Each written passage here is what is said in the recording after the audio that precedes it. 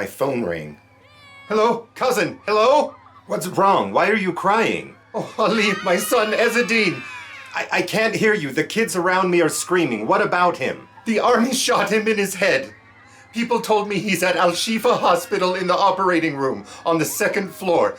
Please, cousin, go and check on him. Okay, calm down. Don't worry. I will go and reassure you about him. When do you return from Egypt? Tomorrow morning. I can't hear you. A missile landed next to us and shook our house. I arrive at Rafah tomorrow morning. Then I'll pick you up from the border. Iman, take care of the children. They are afraid. Take them in your arms and give them chocolates. Hello? Hello, Ali. My son Abdullah is dead. What? Abdullah's a martyr? Abdullah, Ahmed, Mahmoud are all dead. And Ezzedine was hit with a bullet in his head. Oh God, I am coming to you. Be strong. May God have mercy on you. Hello, Ali. Hello, Fares. Abdullah was martyred. I am coming to you. Coming where? There's a lot of danger here, cousin, and the distance is far. Stay where you are. Just go and check on Ezzedine in the hospital. We are managing the situation here. All right. Iman, give chocolates to the kids. Amjad, go to the bakery and bring a bundle of bread. May God protect you. I go to the hospital to see Ezzedine. Is this the operating room? Yes, but no interference is permitted. I saw 2 people entering the room, so I followed them. Excuse me, doctor. Do you have a wounded man called Ezzedine Yassin who was shot in the head? A bullet in his head? Go and ask in the 2nd building for major operations. Here are the less serious operations. Less serious? I see half the people here are cut. Oh God, I smell death everywhere. This is the first time I know that death has an odor. I go to the 2nd building. Doctor, please tell me, where can I ask about an injured person called Ezzedine Yassin who was shot in the head? He was here, had an operation, now moved to another ward. Doctor, your face is full of blood spots and your neck is too. You need to wash. He doesn't respond. I go to another ward. What is this? All the patients here are alike. They all have gauze on their heads, chests, hands, and feet. How can I know Ezzedine? Oh God, the stench of death has filled my nostrils. This is the first time I know that death has its stench. The sound of explosions do not stop, but the silence here is more than the silence of the graves.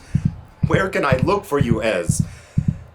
The best thing to do is to call my cousin Abu Abdullah. Maybe he knows. Hello, Abu Abdullah, listen. Do you know where Ez is? I got dizzy looking for him at the hospital. Do you have any information about him? Yes, I know. He was in surgery ward and his condition is stable. They moved him to the men's ward on the 2nd floor. Go and ask the nurse. She will show you to his room. Thank you, Abu Abdullah. I finally arrived to his room. Thank God for your safety, dear. We were worried about you and thought you were martyred. God bless you, Uncle. My head is very strong. The bullet could not penetrate it. Your mother is very afraid for you. God protect us. I call his mother. Hello, cousin? I am by the side of your son. Ez is fine. He still has a life. Thank you, cousin. Let me talk to him. Oh, my love, I am coming tomorrow. I'll be with you and take you in my arms. Take care of yourself. And thank God for your safety. I leave Ez at the hospital and head home. Oh God, the smell of death is everywhere in the city. I thought it was just at the hospital, but no. Death is everywhere. Ali Abu Yassin, Gaza, Palestine, October 10th, 2023.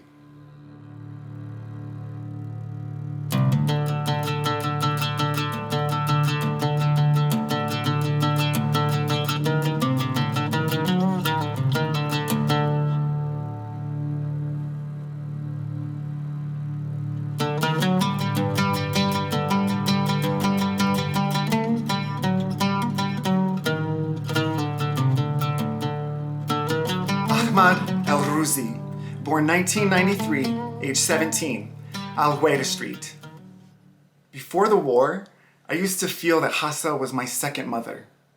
Its ground was the warm chest I could lay my head on, and its sky was my dreams.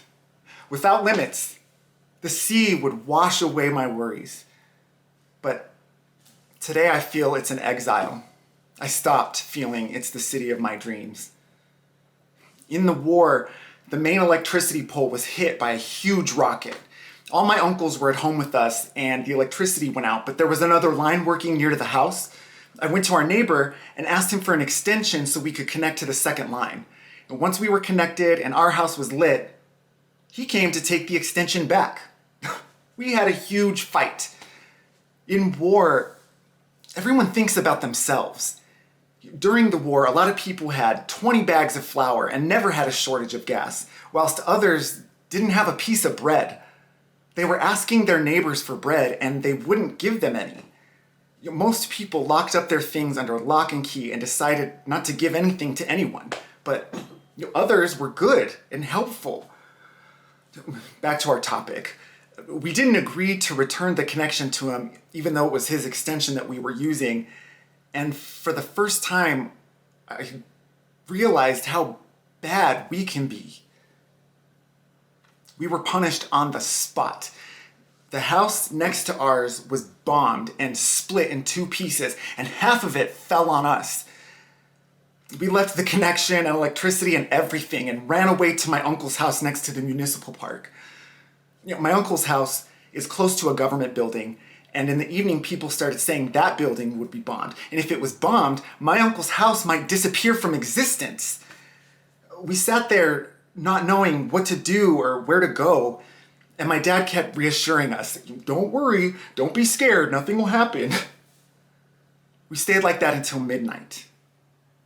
We kept hearing rockets and explosions, and my dad kept saying, "Don't worry and don't be scared," but suddenly he said, "Follow me, we're going back home." And he started shaking. All of us started shaking with him. My mom started screaming, and my uncle was in really bad shape.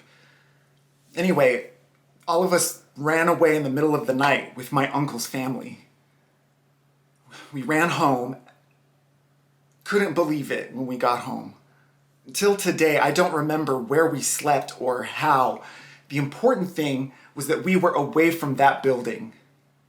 We found that our neighbor had taken the electricity connection, and we spent the night in darkness while his house was lit. I felt he was right to take his connection back.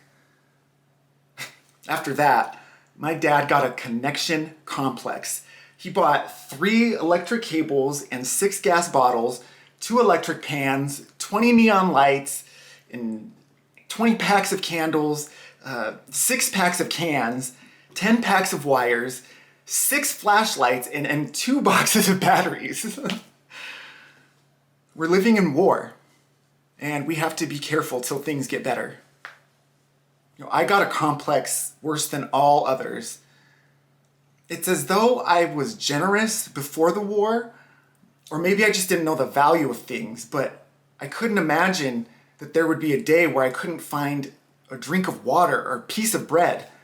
But after the war, I became super careful with everything and anything. I started barely sweetening my tea, and if I broke a loaf of bread, I wasn't allowed to finish it.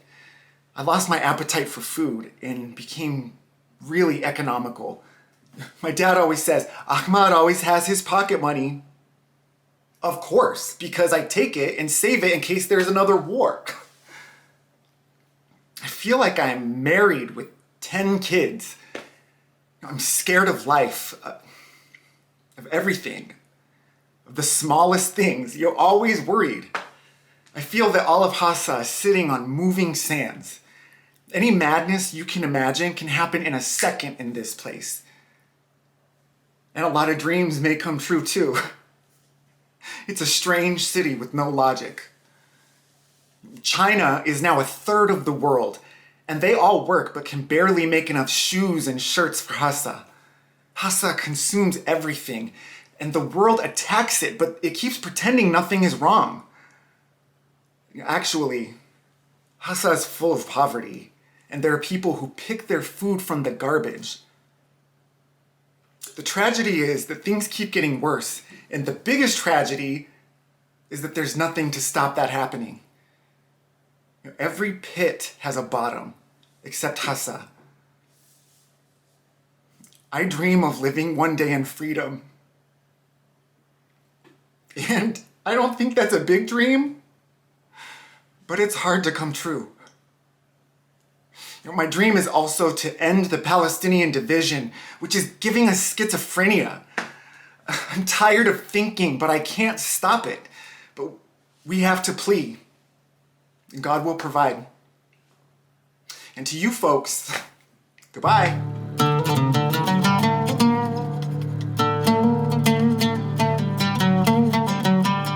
Ahmad Taha, born 1996, Al-Daraj. All my life, I thought Gaza was the biggest and most beautiful city in the world. But once, I went with my dad to Jaffa and came back with my head spinning. After that, I felt that Gaza was the size of a needle hole and wasn't beautiful, and it keeps getting smaller and worse. No one can breathe, and on top of it all, we're not allowed to travel. Every time I walk the streets of Gaza, I suffocate. Jaffa's picture won't leave my mind. I ask myself, where are we? We're so far from the rest of the world. That's why I'm always at the sea, because I feel it's not from Gaza. I keep writing my name on the sand and the waves come and erase it. Before the war, I wanted to be an electronics engineer, but since the war, I hate going to school. I feel I won't be anything important in my life, and even if I will, so what? It's all the same in this city. Am I going to be the prettiest flower on a garbage heap? When the bombings began, all the schools in Gaza went home, except us. The principal wouldn't let us leave. The kids freaked out, and in a second, they went out into the schoolyard.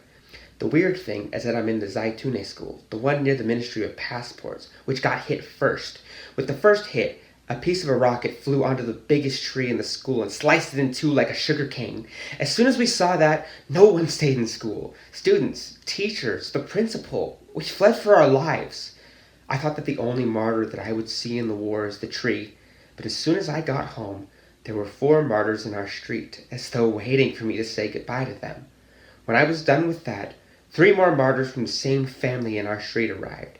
As soon as we buried them and returned, our neighbor's house, 2 houses down the street, was bombed by the army and the house was wiped off the ground. Everyone died. I felt most sad for the little girls. I felt the war was targeting me alone, out of all the people in Gaza. All day I'd been seeing martyrs. In the Shifa hospital, I saw a sight that I will never forget. Hundreds of corpses, one on top of the other, their flesh, their blood, and their bones, all melting on each other. You wouldn't know the woman from the man, or even the child. Piles of flesh on the beds, and lots of people screaming and crying, not knowing where their kids are, their men or their women. That night, I came home from the hospital and was awake till morning from fear. I thought that it would only be that night that I couldn't sleep, but till today, I see them in front of me and I can't sleep.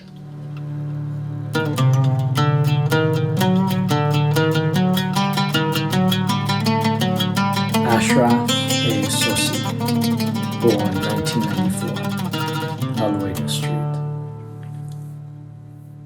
All the neighborhood kids loved him. He was calmer than a breeze. He would take his pocket money from my father and give it to me. Everyone loved him. His friends came and he went with them to school. They went out running like butterflies, flying off the ground. Like the world was created for them. The Israeli planes were in the air. The sound of the helicopter was like a monster waiting to pounce on its prey. A car of wanted men was driving along Yamuk Street, and the butterflies were near the car. The butterflies didn't know that this car would be the fire that would burn them. A rocket fell on the car. My brother Tarek flew 5 meters off the ground. He flew higher than the car, then came down, walking. Nothing was the matter with him. The ambulance came and took the corpses. People told him to get into the ambulance, but he told them nothing's the matter with me, and he kept going to school. 100 meters later, he put his hand on his heart and fell down. A martyr.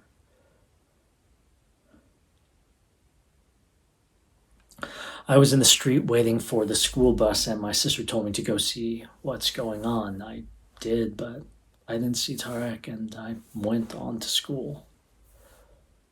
While I was in class, my uncles came and told me you'll take 3 days off of school.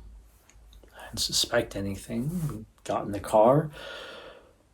My uncle told the driver to turn off the news. Then I started getting suspicious because my uncle loves the news. We got home and there was a big crowd of people around. Before I went down, I saw my father sitting on the chair, crying. It was the first time I saw my father cry. He was holding the picture of my brother Tarek.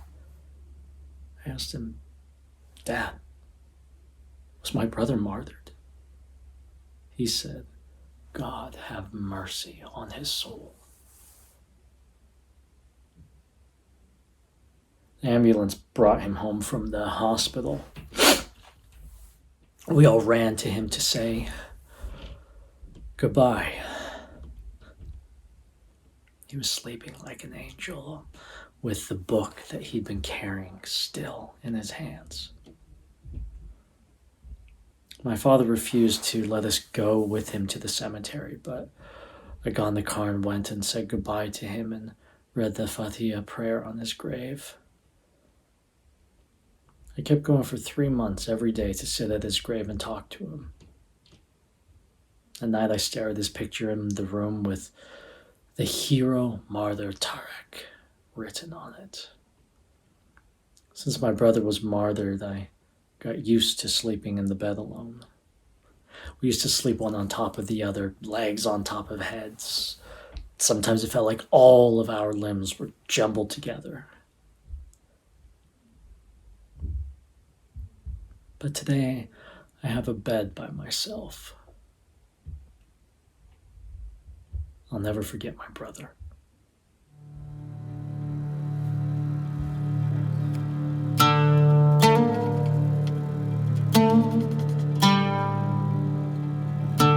La Hajjaj, born 1996, Al-Shujaya Al-Montar. I feel like running in the streets till my headscarf flies in the sky and I fly after it. Sometimes I feel like being totally crazy, but I can't. It's the first time I say things like this. Maybe they're not the kind of things I say, or maybe they're the things I can't express, or I'm scared to express. Why do my parents treat me like this? I look at the girls my age, how they're living their lives, and I envy them. I wish I could be like them in their confidence and freedom. I wish a ship would carry me to a distant island and throw me on its shore, far away from the world, from everything, especially the war. Speaking of the war, all the war was one pile and Mom was the other. I'll never understand why my mom kept describing things to me that I'd already seen. As she and I were standing on the balcony, they bombed our neighbor's house and one of the neighbors died. We saw how the house was destroyed and how the corpse flew onto the street, and you can imagine what happened to the family after that. Did it end? No, it didn't. Mom started telling me about how our neighbor's house was bombed and how our neighbor flew from the house like she was talking to someone who hadn't been standing with her. And on it went, stories from Mom all through the war, and I was the only listener. We'd be sitting watching TV and they would say there was a bombing or destruction in some place, and the report would be 15 minutes long, but Mom's repeated report would be 2 hours. She'd talk about the report like I hadn't been with her. I started to doubt myself. Had I been sitting with her? I swear I was there. I was really there. I was sitting with her. Anyway, thankfully Mom isn't with you. Otherwise she'd give you a headache with her stories.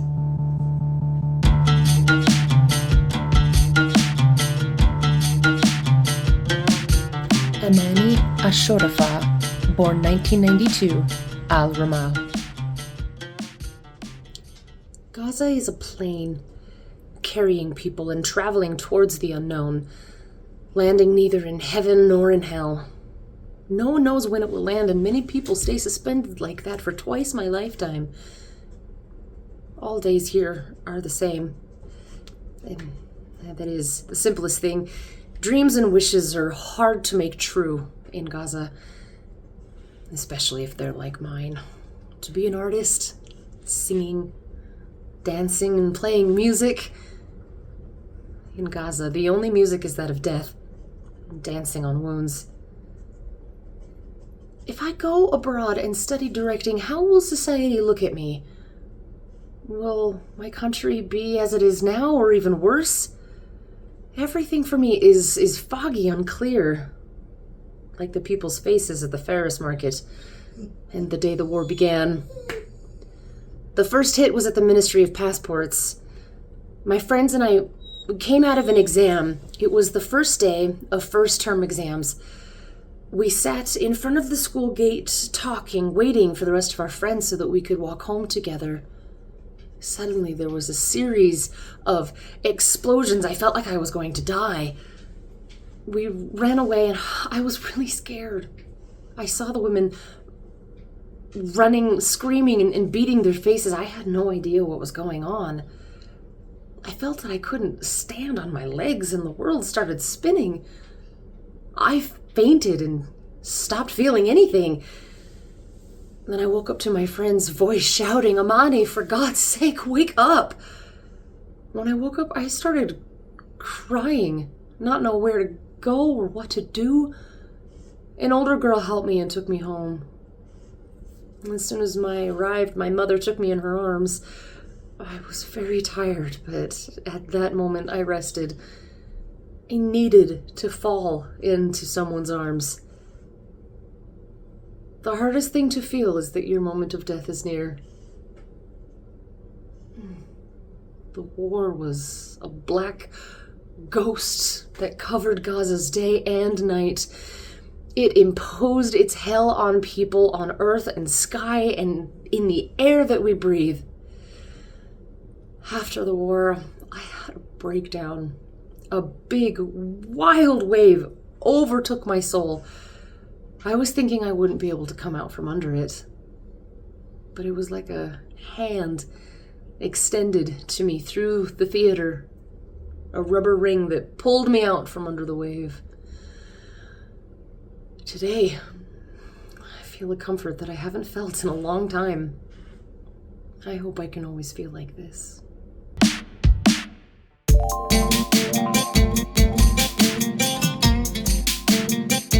Amjad Abu Yassin, born 1993, Ashtar camp. A day before the war, Gaza for me was joy and happiness. Trips and going to the sea. Life seemed to be happy, and I wasn't thinking about anything.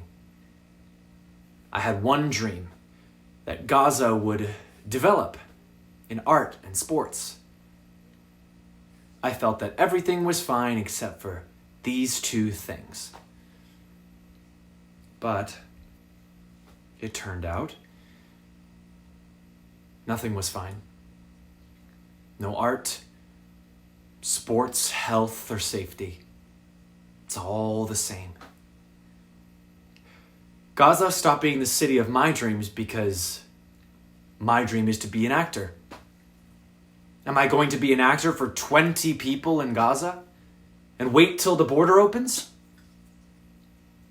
If it was in my hands, I would try as much as possible to reduce wars, death, and violence. It's a shame for every drop of blood that falls on the ground. I hate the silence, the abnormal tolerance that people have. I wish all of Gaza would wake up tomorrow and walk the streets shouting loudly, "Enough!"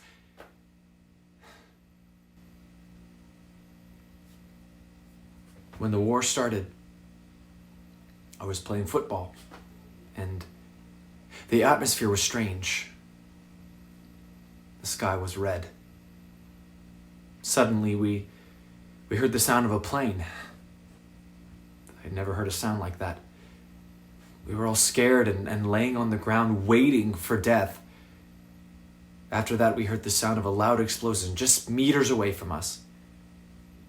We started looking in each other's faces and silently saying goodbye. Turned out the bombing wasn't meant for us. It was targeting a car of wanted men on the road above. But we kept lying down, waiting for the second rocket, and all I could think of was my two older brothers who were with me.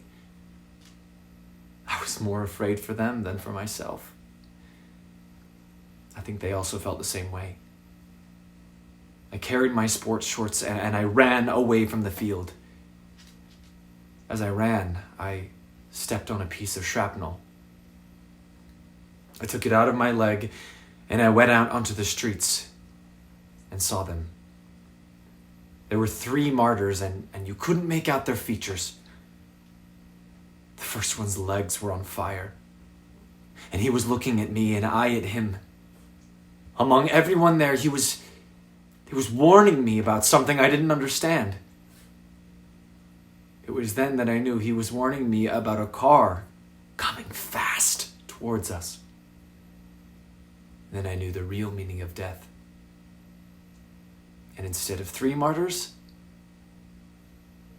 there would have been 4. I was shocked at the scene. I stood there watching, and when I woke up after passing out, I ran home. The war came and went, and we're still living it. The victims are always the poor people who have nothing to do with anything. Even when there's an earthquake or a flood in any country, the victims are the poor people. As though there's a universal conspiracy against them. And after the war, everyone started lying to everyone else. Lies, cheating, dishonesty, deceitfulness. For positions and interest. The leaders and the powerful people commit slaughters and crimes without batting an eyelid or feeling any guilt. Poor people get poorer. Sick ones get sicker. I've lost my trust in all mottos. The biggest speech and the biggest leader is bullshit. All the speeches in the world don't warm up a cold person or someone sleeping in a tent after the war. The crisis is the whole world is watching us as though there's nothing going on. And they're still making speeches.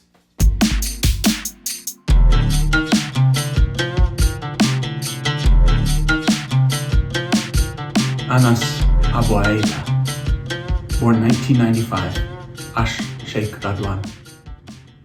Since I was a small kid, I dreamed of being a famous football player. And I believed I would fulfill my dream. But today there are a million obstacles in my path. Before, there were no playing fields for adults, or even kids. And then the siege came and made everything worse. If I was Prime Minister, I would pay most attention to the Ministry of Youth and Sports. I would build playing fields everywhere, especially in schools, and I would allow the students to play freely, not be kicked out by the school guard. I would abolish all club fees, and I would preserve all parks. But dreams, security, hope, the future are all words that lose their meaning in a city that kills the smallest dream possible. I was a goalkeeper, and my friend Mohammed kept telling me, I'm gonna get a goal, but I would always stop his goals.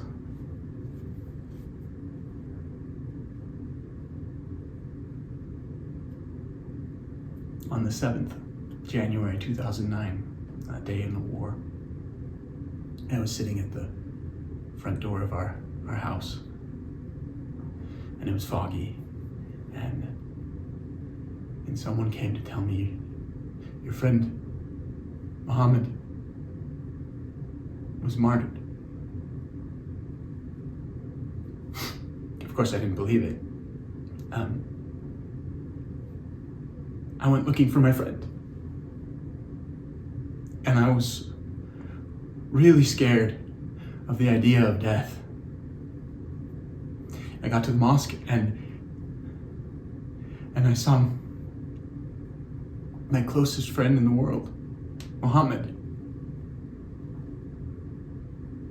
wrapped in the flag of Palestine and torn into pieces. I cried a lot.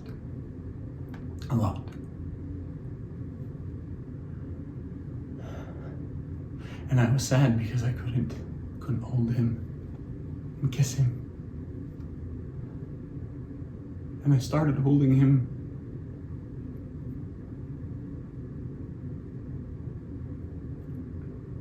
We took him to the cemetery and buried him. And I kept sitting there, telling him I loved him. And I was really upset because he left me alone in this world.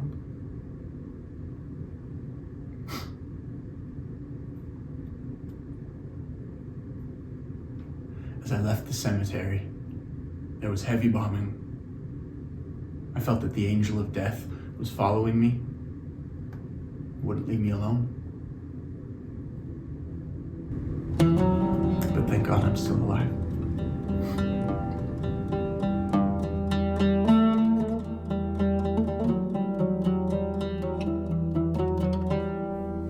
Ihab Al-Ayam, born 1994, Al-Safdawi Street. From when I first became aware of the world, I've had limited thinking. Life, for me, was to be born, grow up, get married, have kids, work, raise them, feed them, educate them, marry them off, and then die. But after the war, I found that life is much harder than that. It turned out that every small step we take has a million knots behind it. I'm scared of not finding work when I grow up, because wherever I go, I see men sitting in front of their houses with nothing to do. It's what scares and saddens me the most. And that's why kids in Gaza took responsibility and were denied their childhood since birth.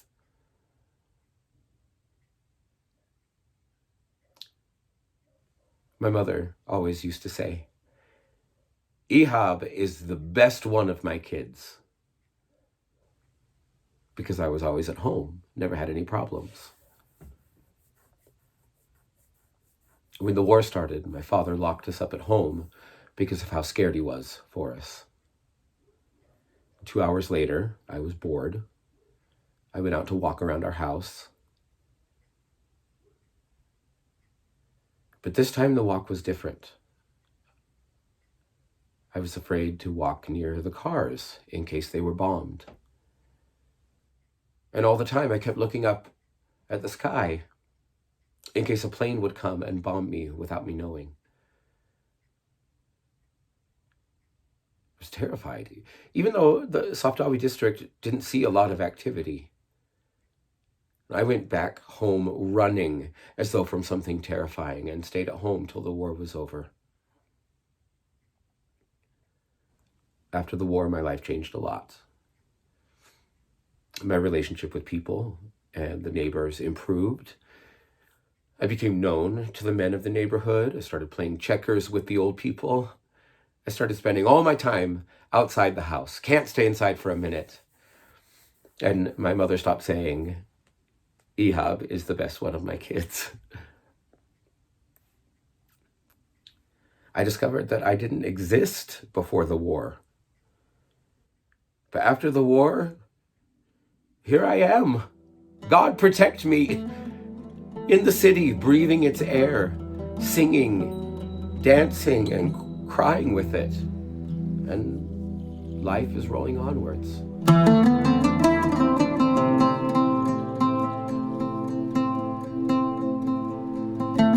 Tamer Najem, born 1993, Ash Sheikh Radwan. Gaza is a matchbox, and we're the matches inside it. When the war started on Gaza, all the media was focused on us. Al Jazeera, Al Arabiya, and all the satellite channels were focused on Gaza, and the occupation wouldn't leave us alone. The whole world became busy with Gaza and what's happening in it. Suddenly, Al Jazeera wrote, "Breaking news, death of Mohammed al-Hindi." And it wasn't normal because that Mohammed, he's my uncle, my mother's brother. It was the first time I saw the screaming move from live broadcast on TV to the house. Screaming and yelling and tears. All of it mixed up together, and it moved from our house to the street, and my mom fainted. A while later, the phone rang. It was my second uncle calling to tell us that Muhammad was martyred. He didn't know that the whole world already knew the news. This television was awful. Before a person is shot, as the bullet is on its way to his chest, the television has already broadcast the news. But these days, all the channels are sitting idle, praying to God to send another war on Gaza so they have work. Anyway, we all started crying bitterly for my uncle and remembering him and talking about him. We kept talking about him for a long time, and then it started getting less because death became normal in Gaza. After the war, I stopped caring whether I live or die. After what we saw in the war, I don't care about anything, because I think each day I live is the biggest bonus, and all the life I live after the war is extra because I could have died at any second. I'm sick of the city, even though I love it. And I'm sick of the people too. Sometimes I feel that I know the 1.5 million who are in Gaza. There's nothing new. The same day is repeated every day. I feel like traveling, like changing scenes and faces. As soon as I wake up every morning, I see the electricity pole in my face. I wish I'd wake up one day and not find it there. Each day, Abu Ibrahim stands at the door of the supermarket, and Abed, the bean seller, is selling his beans, and Abu al-Abed is sitting at the door of his house, afraid that his house would run away. Ibrahim is standing with Hassan. I know the taxi drivers one by one. I know who takes you to the city and who goes to the beach. It's soul-draining. The only hour in my life that's different is the one when I come to theater practice.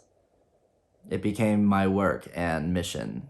I wait for it impatiently. Without the theater, I would have gone crazy. When I grow up, I want to be a big actor. I've loved acting since I was a kid. But any institution that I used to go to when I was a kid threw me out a few days later, but this time it's different.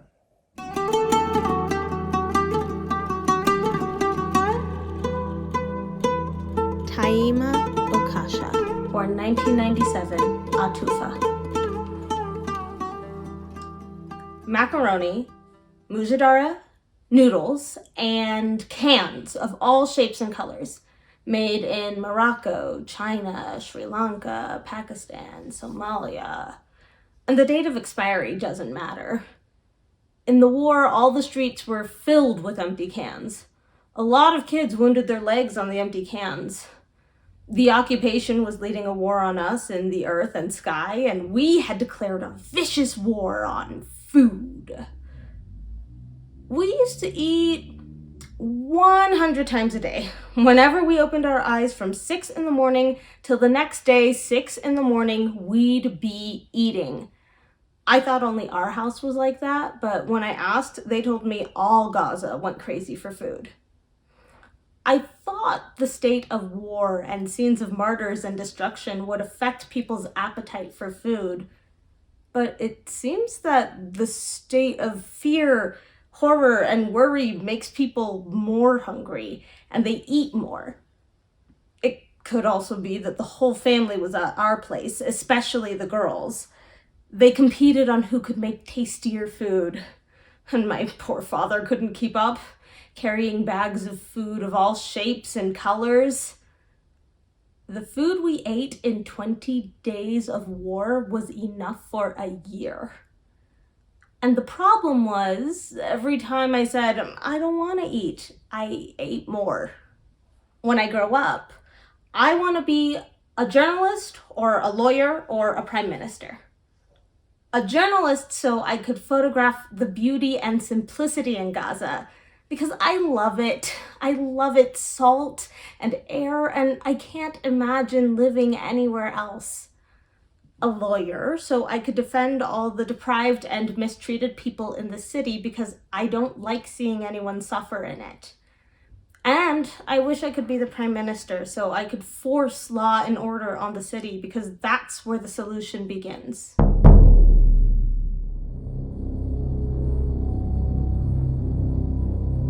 Last night was very quiet. I think I slept for an hour, a little more, less. The sound of drones, planes, and cannons did not stop for a moment. All of that was nothing when a missile, a barrel of powder weighing a ton, or 6 barrels fell at the same time, shaking the earth, raising and shaking it as if the earth's crust was a child's balloon filled to the brim with air, about to explode and destroy the world. Moments in which you witness death 1,000 times, and after the explosion ends, you do not believe that you are still alive and that you've been endowed with new moments of life, and you continue to wait for the next explosion, the next death, perhaps after a minute or two at most. It was a really quiet night. Enough that before we went to sleep, we were able to dine on 2 cans of beans for 30 people, which was unusual. The dinner was a big party in honor of the beans. But what spoiled the party was the lack of bread. We all dined with 5 loaves of bread, and the truth was I was the one who spoiled the dinner party because of my heart. Because before that, I was standing on the street, and a man with his 2 daughters came and asked me for bread. Just bread to feed the 2 girls who had not tasted bread for 3 days. In fact, at the beginning I told him that I have no bread. But just one look from one of the 2 girls was enough to penetrate my heart like a balm of mercy. I told him to wait. I brought him 5 loaves of bread to share with him, the bread I had. I will never forget as long as I live how his trembling hands picked up those loaves, and how his 2 girls' eyes began to shine, and he quickly went away thanking me. It was as if he was running away with his great spoils, which he did not want anyone to see him with. Sometimes the quiet gets boring, especially if a friend calls you in the middle of the night to reassure you that he's still alive, but his childhood friends, Yosef and Adnan, their families were martyred a short time ago. How much I loved that naughty Samar, Adnan's daughter, who was not more than 3 years old. Every time I went to visit them, she would run towards me and cling to my neck to take her gift with her black eyes, curly hair, and her great height, which was disproportionate to her age. We expected her to be a basketball champion.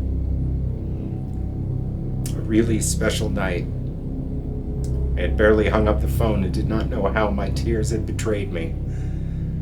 I only woke to the sound of a large explosion followed by heavy rain that poured down on us on the roof, the zinc roof under which we were sleeping. It took moments until we realized that it was stones that had penetrated the zinc roof and scattered thousands of pieces from the building that was not far from our residence, a few meters before it became a large hole of which only a few pillars remained, and a palm tree that had been planted in the house for decades.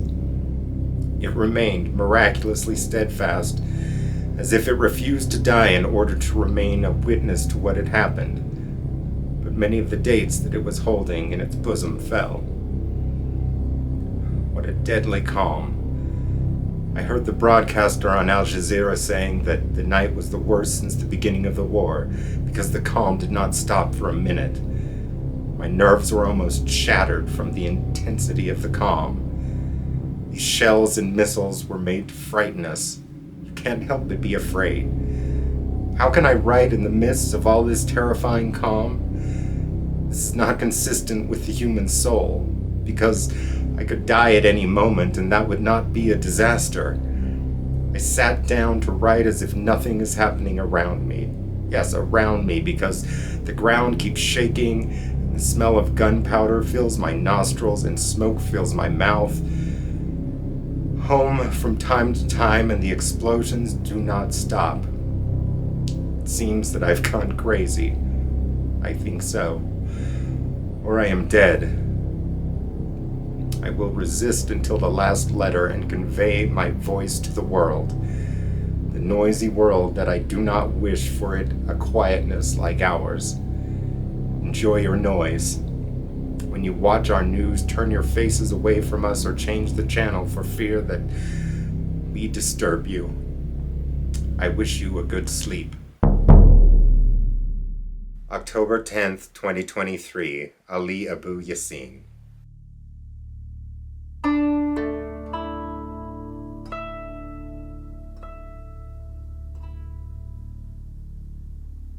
Rawand Jarour, born 1997, Al-Daraj.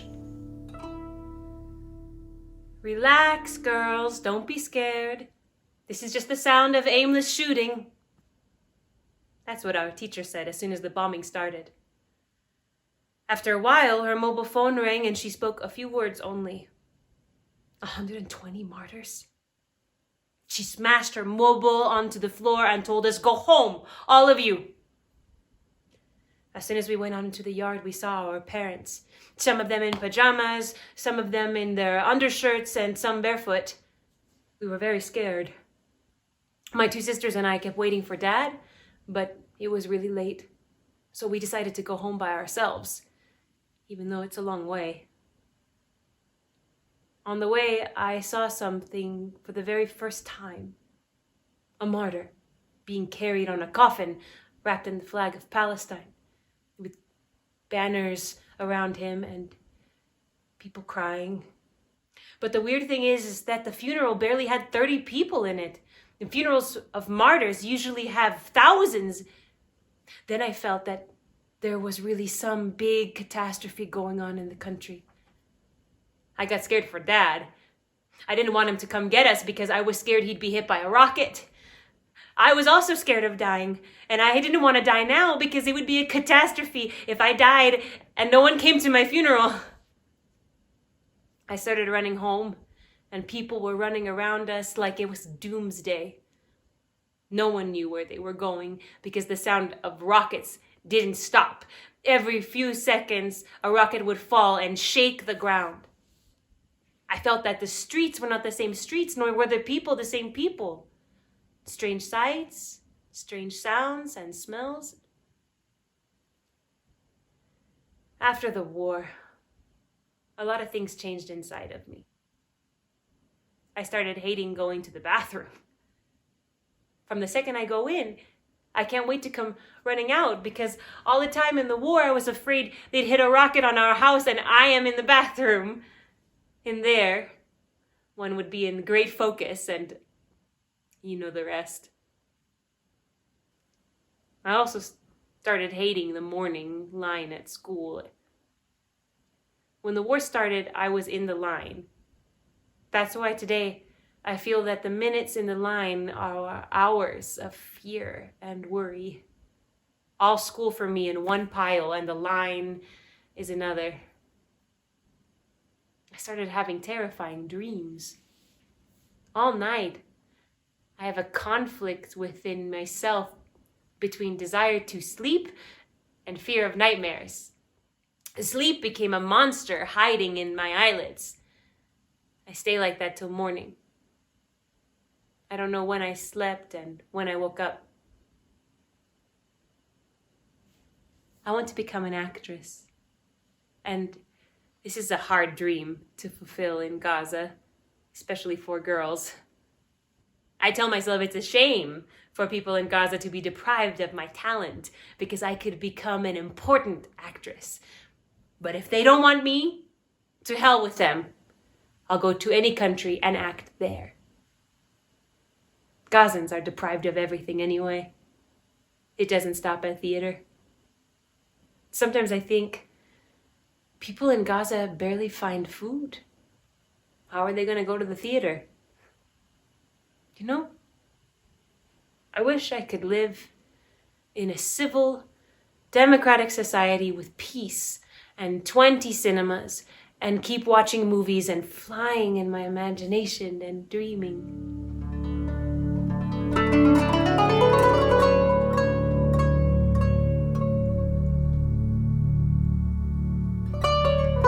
Reem Afana, born 1996, Al-Saf Tawi Street.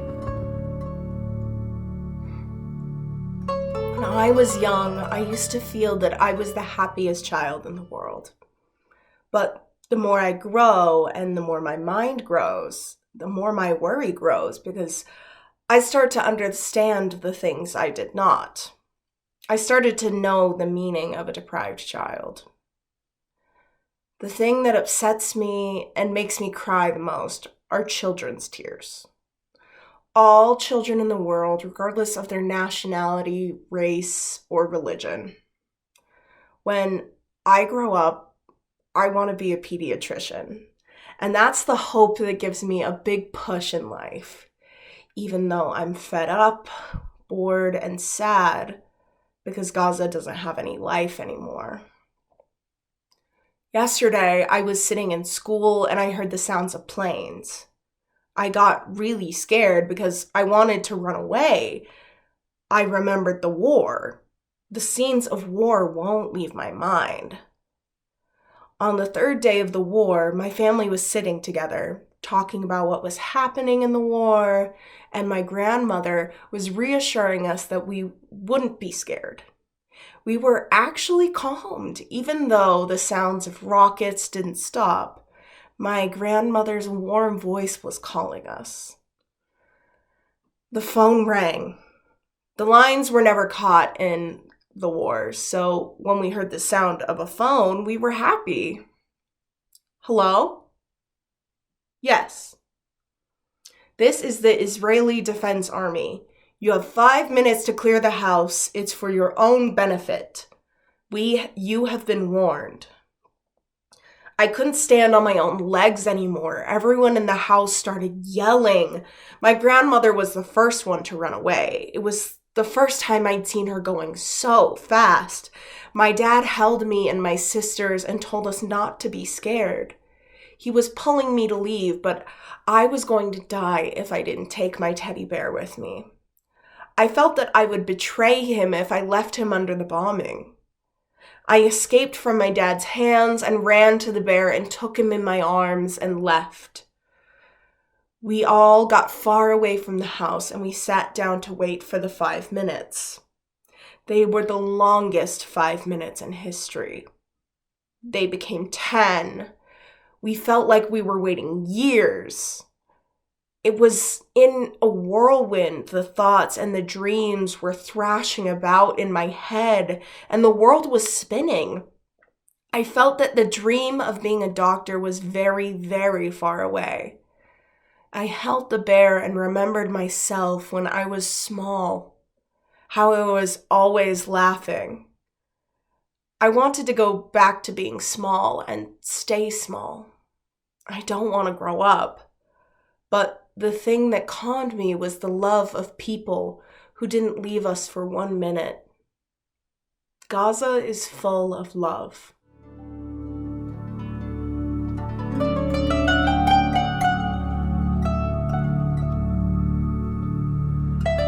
Rima Sadi, born 1995, Sheikh Radwan.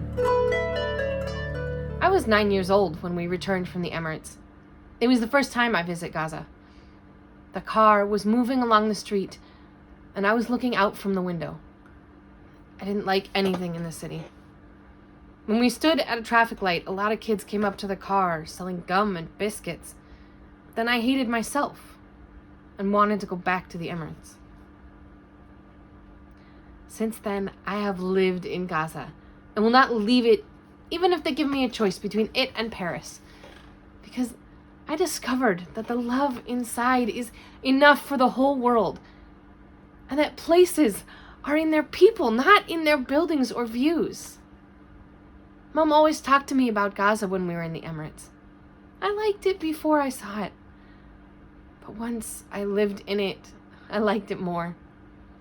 It has details that Mom didn't see, but it's such a pity. All it needs is safety to be the most beautiful city in the world. In the war, the Taqwa Mosque and the Noor Mosque were bombed. And after that, the house of Abu al-Qair. And the Abu al-Qair's house is our topic. They're our neighbors, and the Israeli Secret Service threatened them with bombing. People told us to live on the bottom floor. It's safer. So when they bomb the Abu al-Qair's house, it won't hit us. We went down to the first floor and waited for the army to bomb Abu al-Qair's house. But they bombed the Noor Mosque instead. All its windows and doors and stones flew on us while we were in the apartment. I was very injured. All the doors fell on my head. Of course, there was screaming, and the house was in a total mess. The next day, we had a family meeting and decided to go back to the upper flat. And we did. We moved to the top floor. But this time, they hit the Taqwa Mosque. All the glass and stones flew on us in the top floor. So we decided to go down to the bottom floor because it's safer. And we sat and waited for the army to bomb Abu al-Qair's house. And that night they really did. They threw the first rocket, then the second, but it didn't explode. And if they threw another rocket and hit the one which didn't explode, the whole neighborhood would have been wiped out. And people would have said, here was Abu al-Qair's neighborhood.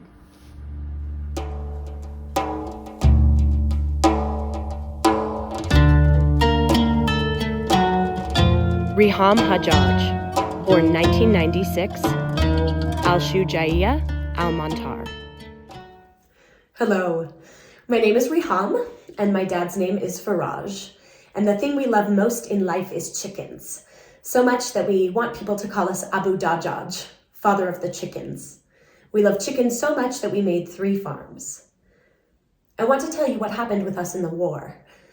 I don't have anyone who was martyred, and we didn't have heavy bombing in our area. Honestly, I wasn't feeling the war until one day when we were sitting there happily, and suddenly my uncle came to our house with a changed face. He told my dad that the Israeli army had hit bombs on our farms and flattened one of them to the ground. My dad went running to the farm, and the losses were 3,000 chickens and the bags of feed. And the army took all of the bags and made them into bunkers instead of sandbags. We weren't upset at the financial losses. We expected them to bomb the farm or to bomb us at any time because the Israeli rockets didn't differentiate between Fatah and Hamas, or between a Gazan and an immigrant. But we were very upset for our chickens. What was their fault? And what did they have to do with the war? You know, I live in Gaza today like it's Paris. I see all the pain and the sadness, the anger and the tragedies in it. But Gaza is like the phoenix that keeps rising from the ashes after its death and soaring in the sky. That's Gaza. Every time the world thinks that it's finished, weakened, dead, it keeps getting up after all the hits, stronger and more determined than before. And that's why I love Gaza, and I'll keep living in it. In Gaza and with Gaza, I'll fulfill my dreams.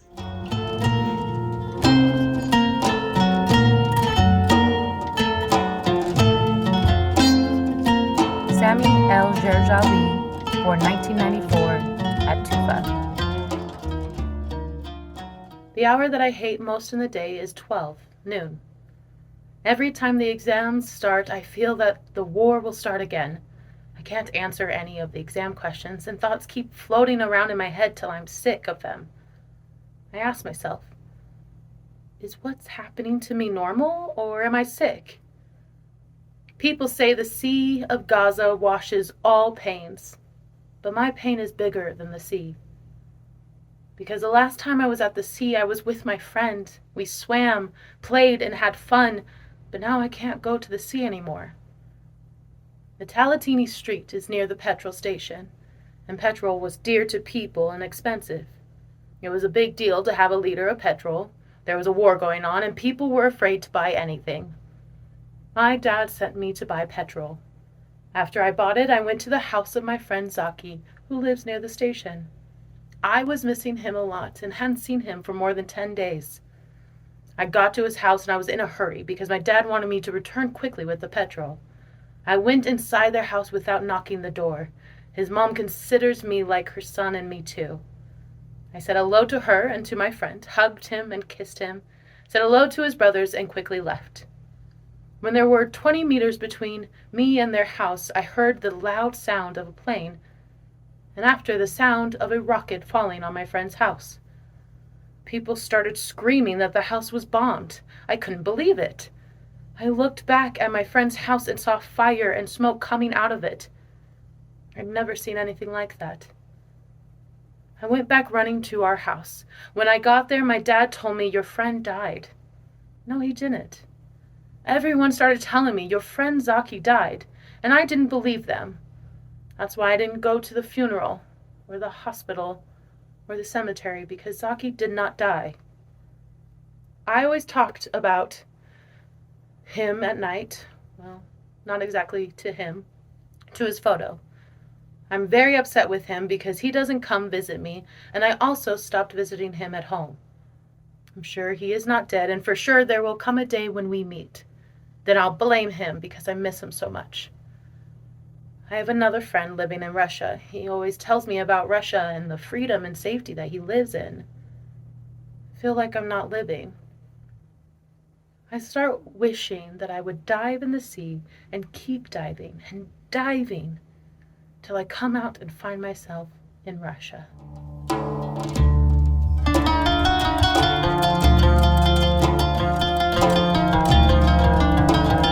Sujud Abu Hassanin, born 1995, Ash Sheikh Radwan.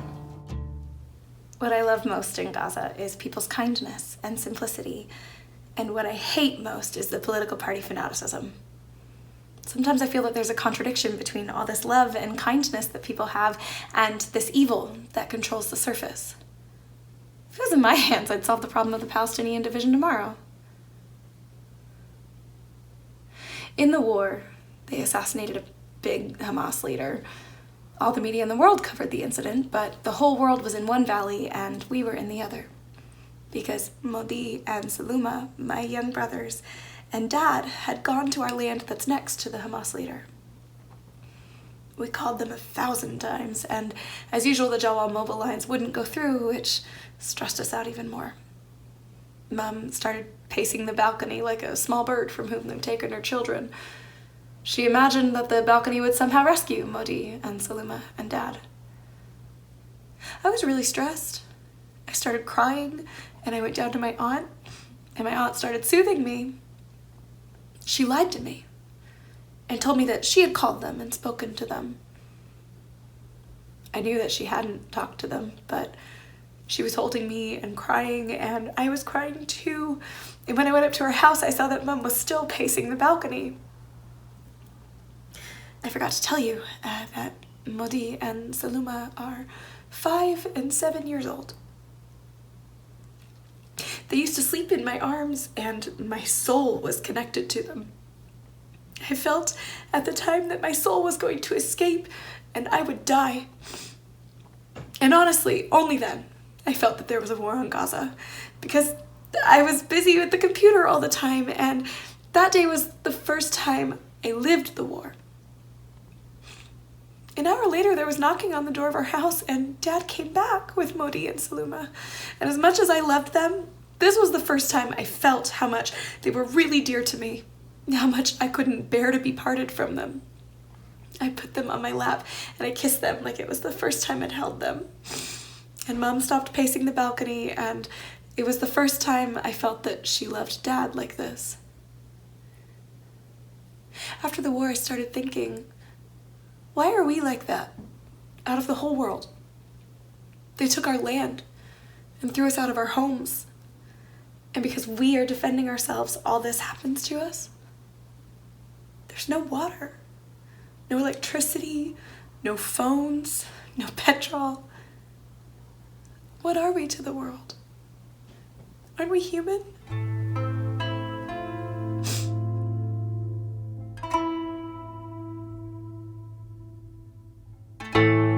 Suha al-Mamluk, born 1995 at Tufa. Every day Gaza changes. That's why my dreams always change. And each time I make a step forward, I go 100 back. In the first hit of the war, I was going home from school and didn't know the road. Suddenly a man stood in front of me and asked me, "Where's your house?" I told him and he took me home. I went down to the house quickly and asked my dad, "Why didn't you come get me?" My mom said, "It's normal, dear. Go stay." I told her, "There's no exams. The war started." In the afternoon, they hit the government building near us. My mom said, "It's normal. We are used to what is happening to us." We went running to the neighbors, each one looking out for himself. After minutes, the neighbors' relatives started coming, and the house became packed with more than 100 people in it. But still, things stayed normal for my mother. In the morning, Dad went to buy bread and stood in line for 6 hours, coming home with 1 pack of bread. Each of us got half a loaf. And still my mom said, "Normal."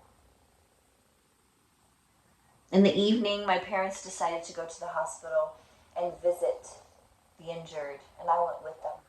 In the hospital, we saw many corpses. There were 4 on each bed, under and on top of each other. Only then my mother said, "This is not normal. The war is not over. The war is big. My fear is to grow up with it. I'm always scared of a new war. If a balloon bursts, I'm scared. If a car hits a strong brake, I jump 20 meters. And if a small kid yells, I start yelling with him. I stay up all night waiting for a new dawn. But each morning that comes does not differ from the one that passed."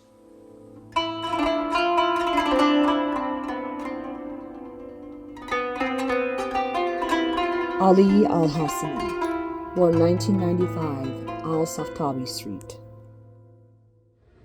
The thing I love most in Gaza is that it's not like the other countries. Other countries have lots of problems. Famine, siege, division, occupation, bombing, destruction and death. But we have none of these issues. That's why I love Gaza a lot. Especially that the sewage and the streets are clean and people love one another. Prices are cheap. Everyone is happy and the fish are healthy and do not swim in sewage, and that I definitely will not die of hunger, poverty, or a heart attack. That half my relatives died because of so much happiness.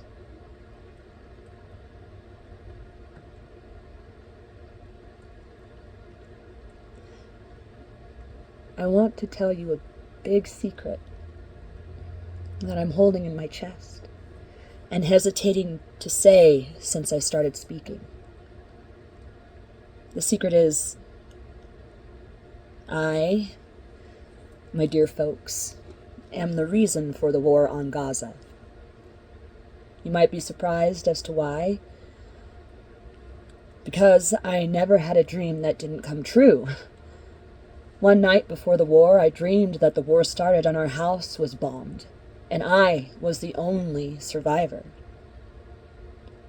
The next day, at 11:25, the airstrikes began on Gaza. The first shock I got in the war was when the strongest teacher in school, the math teacher, hid under his desk in fear from the first second. I thought, if the strongest teacher hides under the desk, what do we do? A lot of the kids peed themselves. I started screaming, and everyone started screaming with me.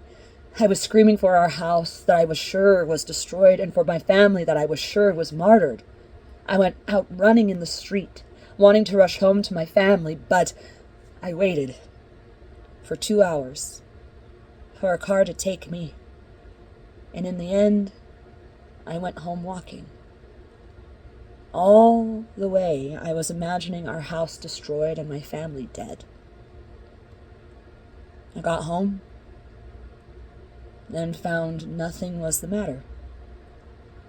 My family were taking down the windows so they wouldn't break from the air pressure.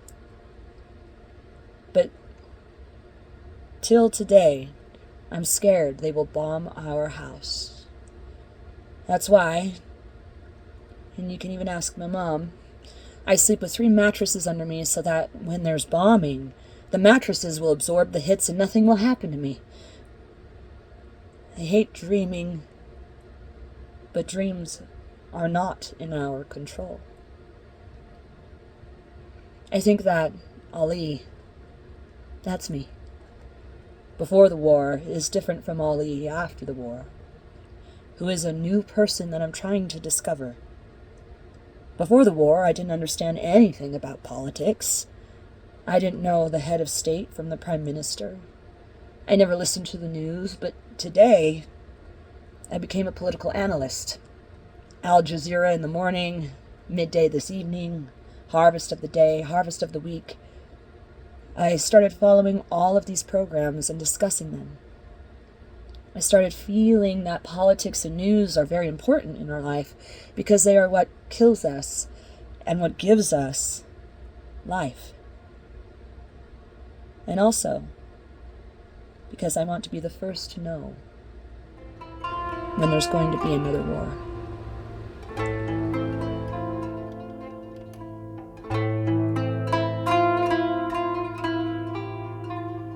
Fatma Abu Hashem, born 1996, Al-Jalal Street. When I talk to Palestinian kids in Europe, I feel sorry for them, and I don't wish to be like them because they're in diaspora. They plant their dreams in a land that's not theirs. Dreams grow with the people and the country. I love life, love to play, and love people. I wish I could be the president of Palestine for one day, so I can enrich love and peace between people. End the hatred and spite in their hearts, and end the internal division. This would be my first presidential decision, but unfortunately I'm not the president, and that's why there was a war. The war opened up with bombing like rain. We came running out of school in fear, and found the whole world running in the streets. People were looking for their sons and sisters and mothers. Everyone was running with their heads raised to the sky. Honestly, they looked strange.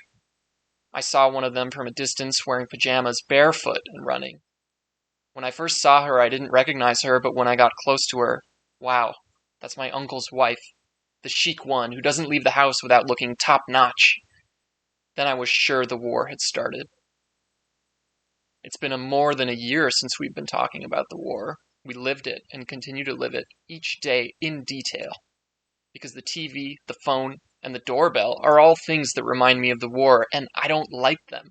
You know, I even threw away my mobile.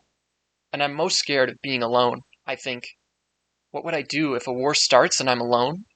Who will protect me? And when I'm with the family, I start to think how I would protect them. I had a big dream, to become an actress. But this dream started shrinking slowly because people in my country don't look at an actress in a positive way. Even though acting is important and allows me to relay the picture of the suffering of my country and society to the world. I have a second dream if the first doesn't work out, to be a journalist. And the third dream is to make a family that I love and who love me. The fourth is for us to be free, and for the flag of Palestine to fly freely.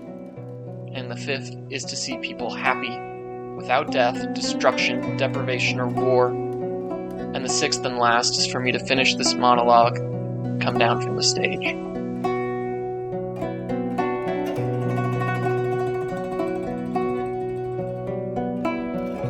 Fatma Atala, born 1996, Ashik Radwan. Gaza's fish ran away. But people were not able to. They opened the sewage into the sea, and if the sea could talk, it would tell them, "Shame on you for what you're doing to Gaza and me." Instead of music and acting schools, Gaza became a school for shooting and murder. I'm very scared by nature. I'm scared of cockroaches and birds, and I worry day and night. The first day of the war, all the girls went home except me. I was the last one to leave school. I was sitting there, shaking, couldn't stand on my legs. Finally, I felt that if I don't help myself, no one would. I gathered my courage and stood up, shaking, and walked like a tree in the wind, all of me trembling. People were walking near me, but no one felt me. The sound of rockets got louder and the horror in my heart grew deeper. Usually, the distance from school to my house is half an hour, but that day, I got home in 15 minutes because of my fear. It was the time I was the most scared in my life. Every second I thought I would die. It was the first time I feel this terrible loneliness. Even though the streets were full of people, I got home and stood at the window. A rocket flew near our house and I flew off the ground and landed on my back. For the whole war, I couldn't stand at windows. I started sleeping in an inner room that doesn't have a single window. I think I'm still scared till today, but I pretend not to be.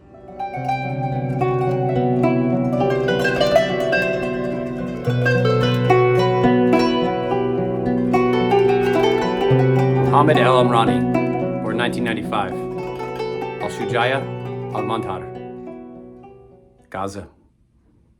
The warm arms and the fire of hell. Horror, fear, death, and destruction. But this time, our area was safe. Every time the occupation attacks, they hit us first. But it looks like this time they got bored of our area and wanted to make some change, so we got lucky. I used to spend the whole day sitting on a chair, watching people running away from their houses towards the borders, carrying their belongings, sons and daughters, and going west. Some of them were carrying their kids on their shoulders, their mothers on their backs. Where they were going, you don't know. Till all of Gaza got squeezed into one area. Then the distance became tighter, and they started running away from the mosque, and it got tighter and tighter till they got to our house. I said to my father, "What? Is it our turn now? But where are we gonna go?" My dad insisted that we stay at home and said a person who leaves his house loses his dignity. I said to myself, "Kid, stay put. You're not better than others, and whatever happens, happens." All day I would busy myself with food, and sometimes we'd go fill water with my cousins from the pipes in the street. It's about 1,000 meters away from the house. We used to take the donkey cart of Sabri. Him and his brother used to come with us to help. All the way, he would tell us about his heroic acts and his horse and how he would go on to the wilderness and hunt birds with the slingshot. I never carried a slingshot. It's scary.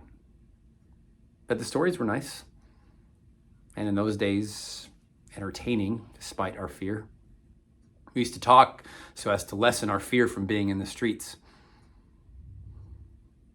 When daytime was over and night came, we would say, "The night has come with its worries." We couldn't even sleep. I used to sleep for 15 minutes and then wake up for 3 hours. How can you sleep with the bombing going on? And we're lying in bed waiting for our fate. Sometimes I'd look at the sky from the edge of the window and I'd find the world so red with fire and smoke everywhere, and I'd ask myself, Why is the whole world at rest and we're living in an inferno?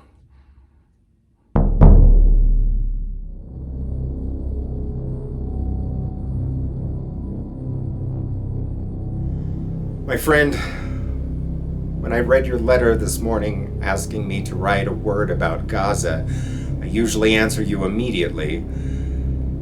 This time I was silent for days. The words escaped me. Why?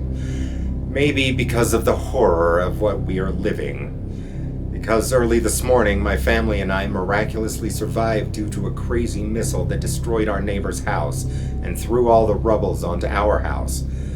Or because I feel the pictures I see are more eloquent than all of the words. Or because I am no longer very convinced of the usefulness of talking, especially since we are talking about the justice of our cause in the midst of the daily killing, siege, starvation, and state terrorism which we have been subjected to for over 75 years, with no answer. My friend, yesterday the Israeli occupation forces bombed the Baptist hospital in Gaza, and so far more than 500 people have been martyred. They were cut into pieces and became a pile of meat. As playwrights, we know that one of the cruelest theatrical tragedies is the play Antigone, in which King Creon refuses to bury Antigone's brother, and from here the dialogue between them revolves around what it means to be human. What is dignity, value, and rights even after death? Antigone sees the body of her brother in front of her and could not bear leaving him unburied. Whilst the bodies that we saw after the Baptist hospital massacre, without heads, hands, or feet, are the new tragedy of our era. An old woman at the rubbles of the hospital addressed a nurse asking him, "Son, give me that hand lying there. I recognized it from the ring. It is my daughter's hand that I leaned on in the morning when she'd help me sit in the chair to watch the news. That hand that turned on the TV for me. She greeted me and kissed my hand before leaving. That hand that always embraced me and patted my shoulder. That hand that combed my hair and always cut my nails. That hand, my son, was the source of all of my strength in my last days. Let me give her my last kiss so that it will spare me the need to have more of my daughter's body." My friend, I do not know what to write more. If you consider this a word, so read it to your friends and give them my thanks and appreciation, because I know that free people with big hearts and human attitudes and principles have become very few these days. From Gaza to Laval, which I loved, and to Paris, which I adored, we will meet one day when I am free like the rest of the inhabitants of this earth. Ali Abu Yassin, October 18th, 2023.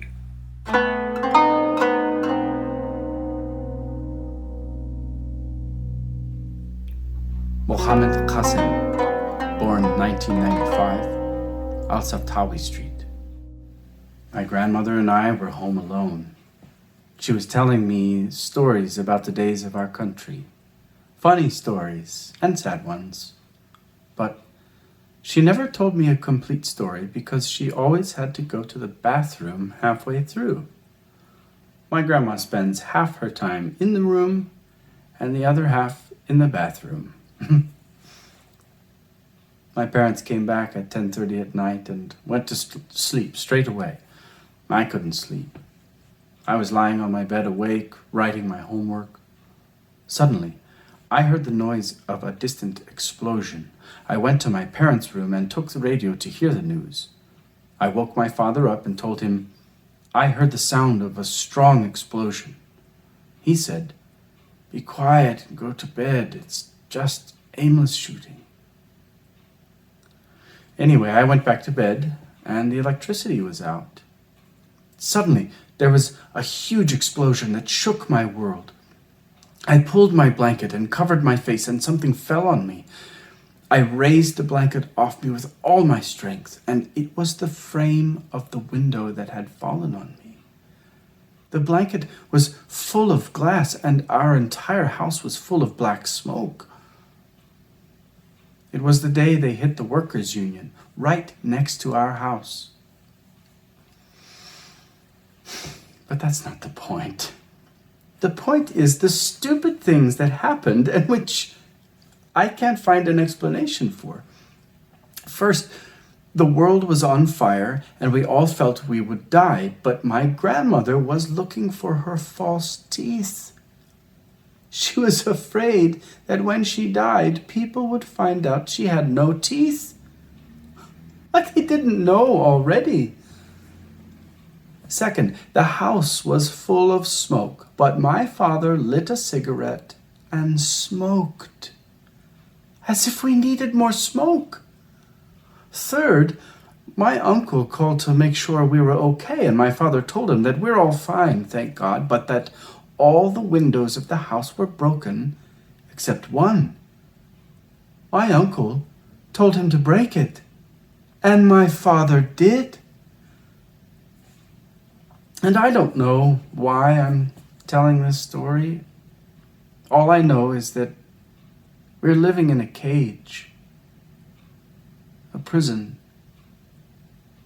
Like an encaged bird who wants to come out, but he's besieged. Kids are dying in front of their mother's eyes. Hearts are crying for them and screaming in the loudest voice. But no one hears. No one's heart softens, and no one seems to care.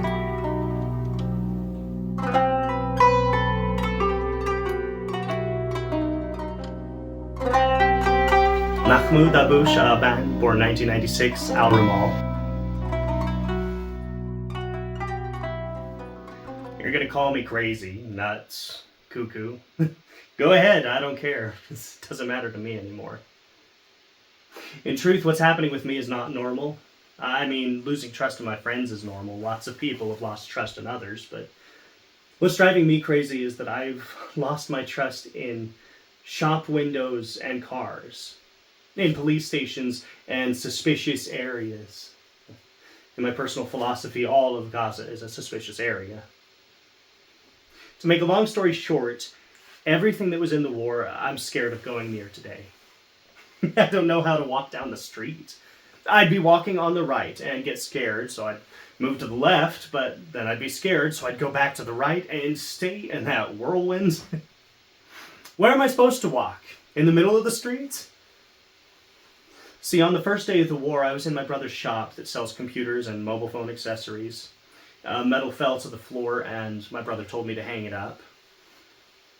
Suddenly, while hanging it up, I heard the sound of rockets, and the glass fell on me and injured me. I was scared. I wasn't scared for myself, but for my brother, because he was also injured. And he was worried about our family. He told me, go up to the house, make sure they're okay. And I went up the stairs, and I wasn't scared. I made sure they were all right, and they were all fine, thank God. I walked up the street to find out where the explosion happened. We heard a lot of explosions. Gaza became like a black night because of the smoke, but still, I wasn't scared. Oh, I forgot to tell you, my brother had a cup of tea in the first explosion, which fell from his hand and broke. Do you think it was because of fear?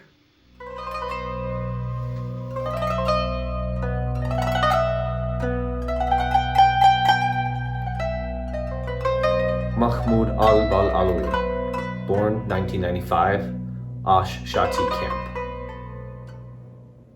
I want to write the most beautiful words about Gaza, but I can't.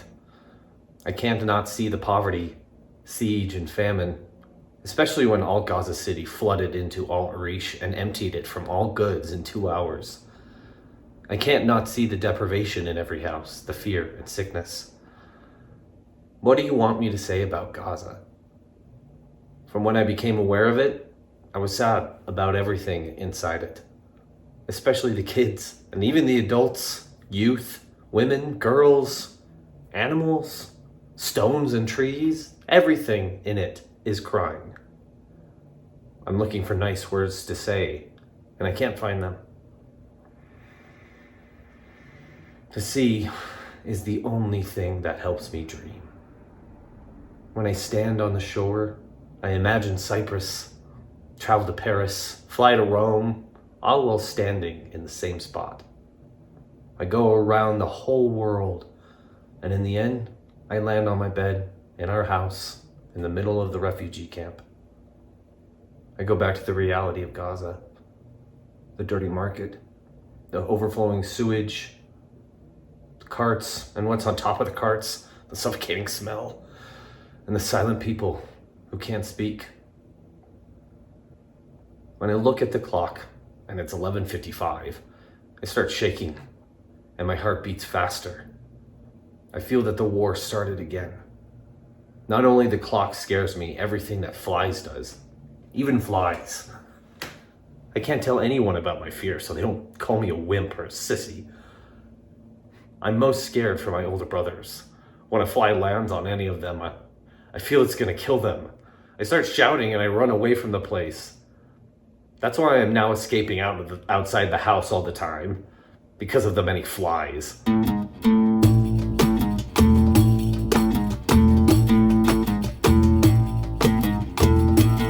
Mahmoud El Turk, born 1994, 16 years old, Al Jala Street.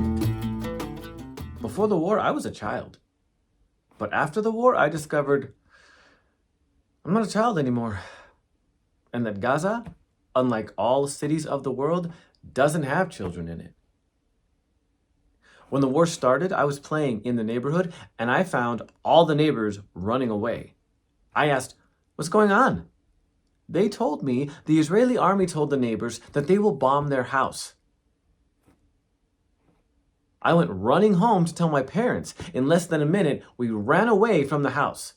We took nothing except the gas cooker because it's more expensive than gold in Gaza.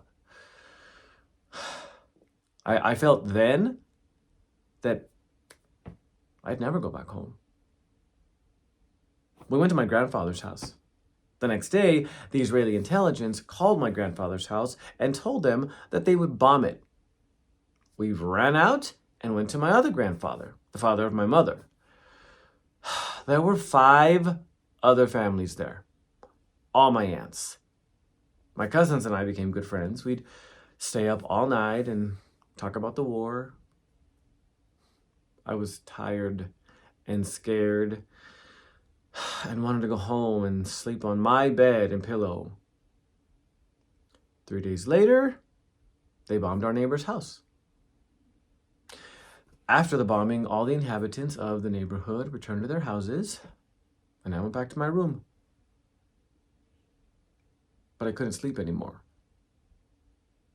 I've been wanting to travel for a long time. I have an uncle in Canada who always sends me videotapes of him with his family in Canada's parks, sea, shops. And in the background of the pictures are Canadian girls. Like I need that. It's like he's taunting me. I started dreaming of Canada day and night. That's why I now like acting. I tell myself maybe it'll work out with me. And I'll become an actor and travel to Canada and become a Canadian, marry a Canadian, and have little Canadian children. What language do they speak in Canada? Never mind, I'll learn Canadian. And anyway, I don't care. They won't know I'm an Arab in Canada, since I'm so blonde and blue-eyed.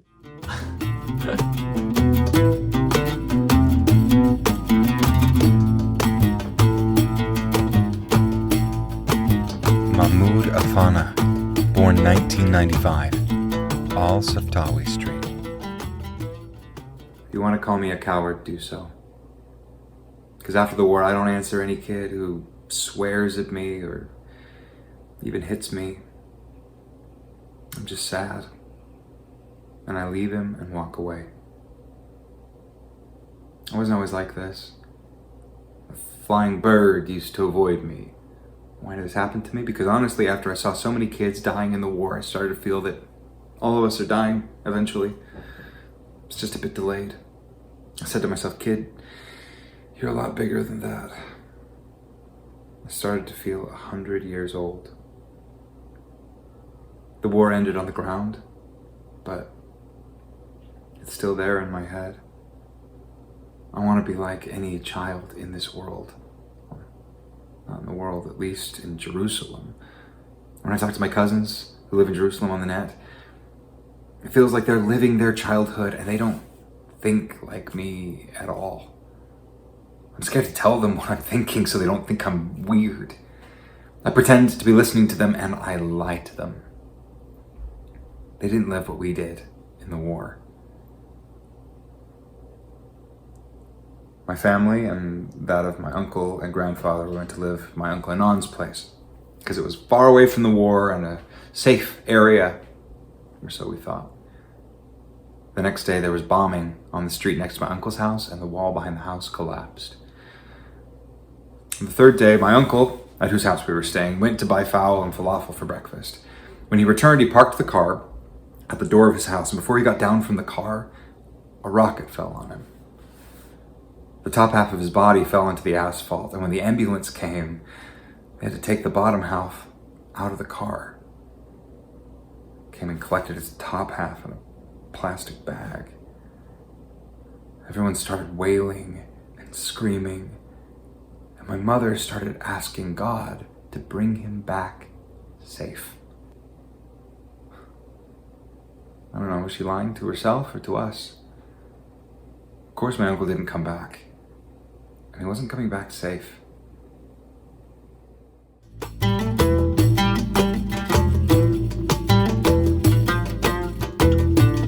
Mahmoud Nijum, born 1994, as Sheikh Radwan.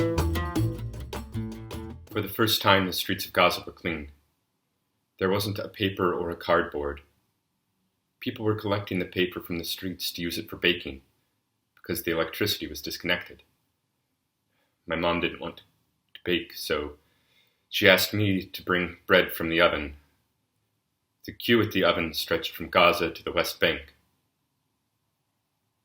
People would line up for 8 hours to get their turn and take half a pack of bread.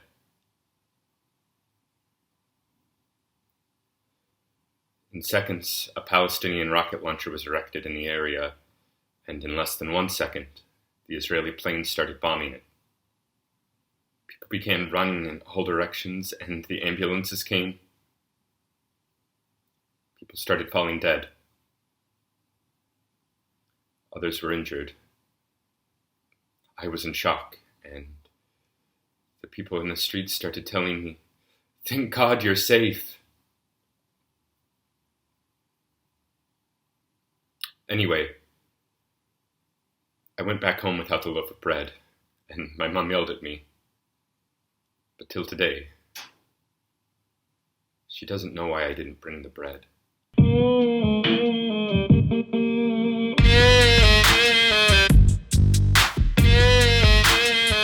Heba Daoud, born 1995, The Harbor.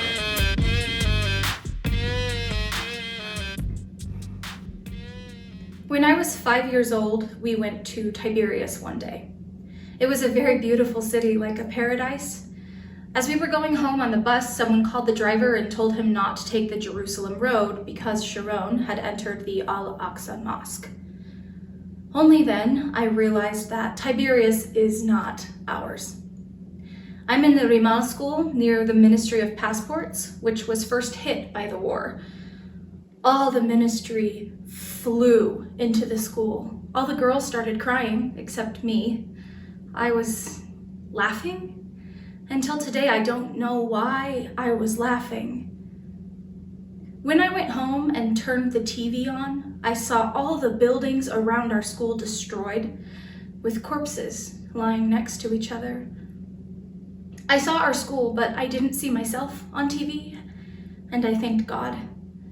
I hope there won't come a day when I'm on TV, because we don't get anything from it except death. After the war, I started knowing what people are thinking even before they speak, and feeling from the look in their eyes what they want. I also started knowing things that I, or someone of my age, should not know.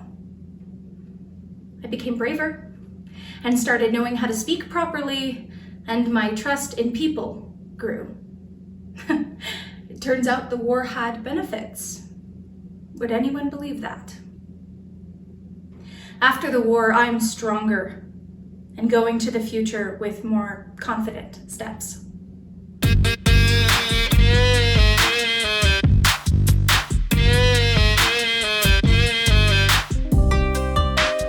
Hana Kile, born 1995, Al Yarmouk Street. We were sitting at home the day before the war erupted. 10:30 at night, my father, my mother, my brothers, myself, flicking through the TV channels. News, art, sports, nonsense, common sense. And then the phone rang. I answered. Yes? Lana! Yes. Tomorrow at 6:30 in the morning. We'll go to school together. Okay, dearest. I'll wait for you. And indeed, she came at 6:30 in the morning. All the way there, we were arguing about who studied more. Anyway, we went to school, got into the exam, and then went home. When Lana laughed, the whole world laughed with her. I thought she was the person who loved me the most in this world. Once, I forgot to do my maths homework, and she took my exercise book, and I took hers, and she got punished instead of me. While we were walking home from school, suddenly we heard a plane in the sky, followed by an explosion. I was so scared. It was the first time I hear such a scary sound. Lana came close to me, held my hand, looked at me, and told me, smiling, "Don't be scared. Death can't part us." When she was talking to me, suddenly the street was filled with smoke, with sounds of rockets and explosions, one after the other. She held me tight. A moment later, she fell from my hands and the smoke faded. I looked at my shirt and it was full of blood. I thought I was injured. I started screaming. I looked at the ground and saw Lana down on it, looking at me, laughing and crying at the same time. I took her hand and she told me, "Don't be scared. Death can't part us." And her hand slipped from mine. People gathered around us, and suddenly the ambulance came, wanting to take her from my arms. I fell on her and held her, and the paramedic said, "That's it. Leave her. God have mercy on her soul." I started screaming and fainted. I woke up in hospital without Lana, and that's the first time she wasn't with me. Many times in the night, when I'm sitting, I wish the phone would ring, and I'd hear Lana's voice again telling me, "We'll meet at 6:30.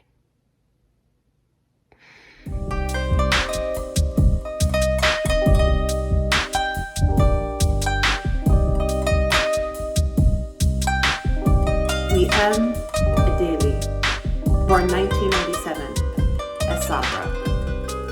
What I love most in Gaza is Barcelona Park. I used to go there 3 times a week. I would spend the whole day on the swings, laughing and playing with my friends. But during the war, the occupation bulldozed it and destroyed it. I went to visit the place and started crying. I remember where I used to play and where the swings were, and my laughter with my friends. I want to be a lawyer so I can defend the people that have been victimized. And you won't find more of them than in the empire of Gaza, because I feel that Gaza is 100 countries and 1.5 million presidents. The tanks got to our house at 5 in the morning. Mom started gathering things from the house, and everything turned upside down in a few seconds. Everyone started yelling and carrying what they could, and we went out running in the streets, not knowing where to go. My grandmother said, "You can only go to the schools." And oh, schools. Oh, schools! Our school is more beautiful than all schools. 100 of us used to sleep in one class. From the first night, I got into a fight with another girl about a quarter of a meter and who was going to sleep in it. And I don't know how we slept on top of each other, like a mountain of old, discarded, forgotten clothes. 3 days later, we went back to the house and the neighborhood, but a lot of things had changed. The neighborhood wasn't the same, and the people weren't the same either. The biggest change in me is that I became a gossip. Honestly, I can't hold my tongue. Our theater trainer told me that this is normal in Gaza. All Gaza gossips about each other, but the difference between me and the people in Gaza is that they don't admit that they are gossiping. While I admit, in my full mental capacities, that I am a gossip. Sometimes I find no one to gossip about, so I gossip about myself.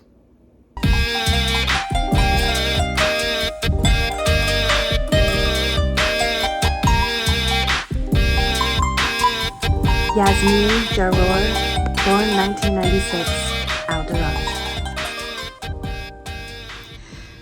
Our future in Gaza is obscure and unknown, like a calm volcano that can erupt at any second. As if we're on a boat without a captain in the midst of a raging sea. We go right and left, and no one knows where to lean.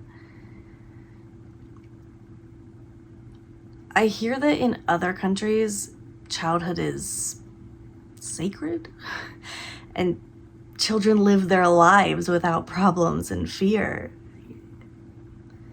But Gaza's children are forgotten and outside the picture. They're the ones who feel the injustice the most because society treats them like they're not kids. When it wants, it makes them adults, and when it wants, it returns them to being children. And most people deal with them like they're only bodies, not minds. When I see a child pedaling in the street or working in a store, I imagine how the children of the world are playing, resting, and feeling safe. Honestly, my heart breaks for them, and sometimes I cry. Gaza has no tenderness and no childhood. A boy is born a man here, and a girl is born a bride. Dad, before the war, was a lot more tender with me. I wish he would take me in his arms like before. But God help him, he's probably worried too. Because in the war, we lost 5 dunams of land in a second. The field that's 60 years old was hit by a rocket from the Israeli army, which burned all the oranges in it. My father, my brother, and myself could have also died by this rocket. I mean, because we were close to the window. If Dad hadn't thrown me on the ground, all the shrapnel would have hit me. After the war, I visited Rafah Crossing and saw the flags of Palestine and Egypt next to each other, yet separated by a wire. I felt the difference between the two flags, and that the wire is the border of this big prison that we live in. I felt how stupid and unjust is the world, and I felt like breaking all borders and ending all differences between races and religions so that everyone in the world would be brothers. My dream became to live in a safe country, even in a small village, in a distant island at the end of the world.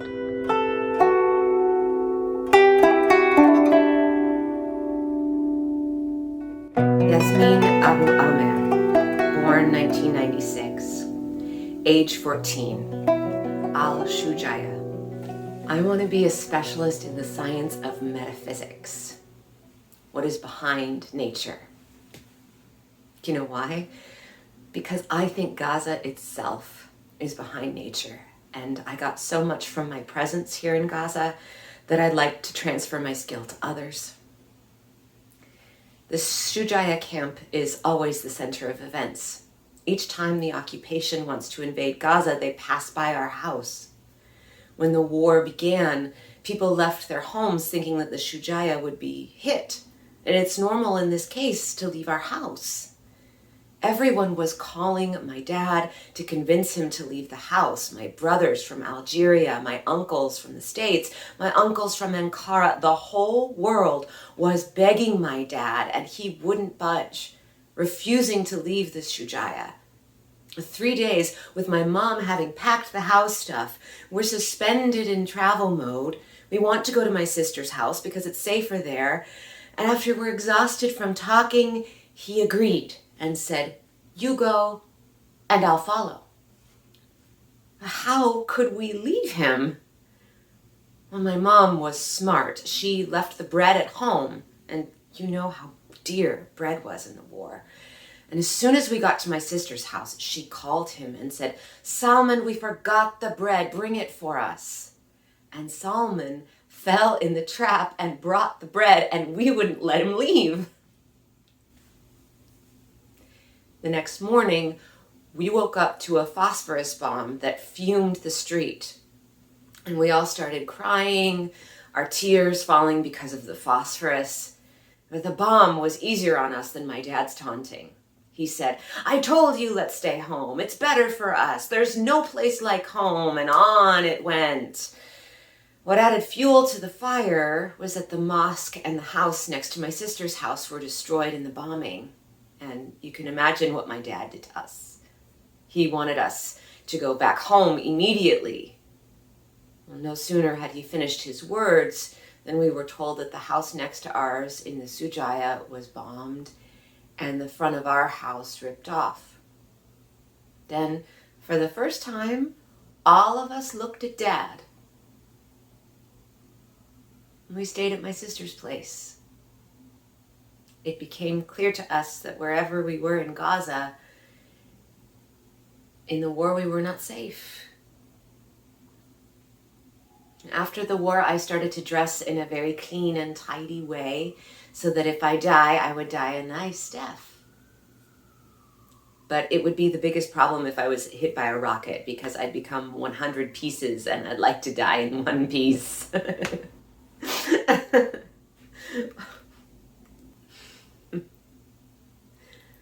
Wow. Gaza and Gaza's dreams. Our dream has become to die a good death, not live a good life.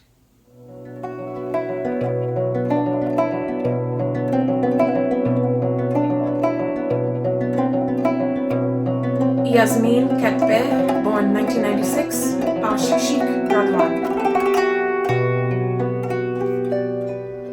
When the war started, my mom, my brothers and sisters, and I were in Russia, which made me always worried about Dad. We wanted to leave Russia and return to Gaza among our family to live the events with them. And as soon as the war ended and the crossings opened, we returned to Gaza. And from then till today, we've been hearing stories of the war. I couldn't sleep in Russia because of my worry about Dad. Before the war, when the mobile used to ring and it would be from Gaza, we'd be happy and race to answer it. But in the war, every time the mobile rang from Gaza, any number, whether we knew it or not, we'd say, "Dear God." Start looking at each other to see who will answer.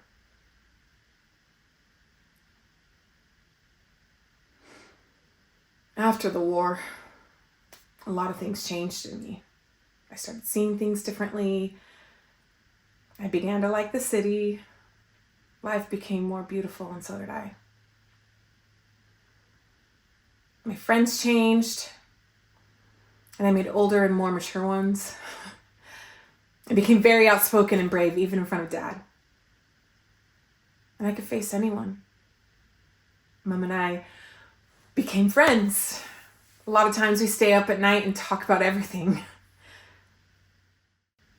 In the future, if I grow up, and in Gaza it's an achievement to grow up because death is standing at your doorstep. I want to be a children's caretaker and defend their rights. Because I feel that the children of Palestine are born as old people. A kid can be 6 years old and yet supporting a family.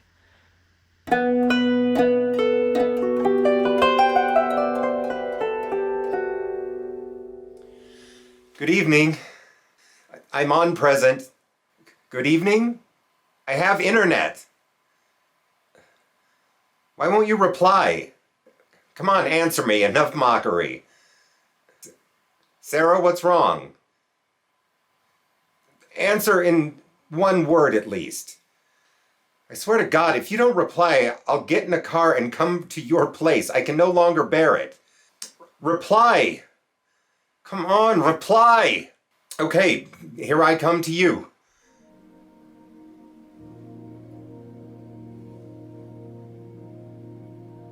What? How did this happen? I barely opened the door and found you in front of me. Were you coming to me? But how did you get from Gaza to Deir al-Bala in a blink of an eye?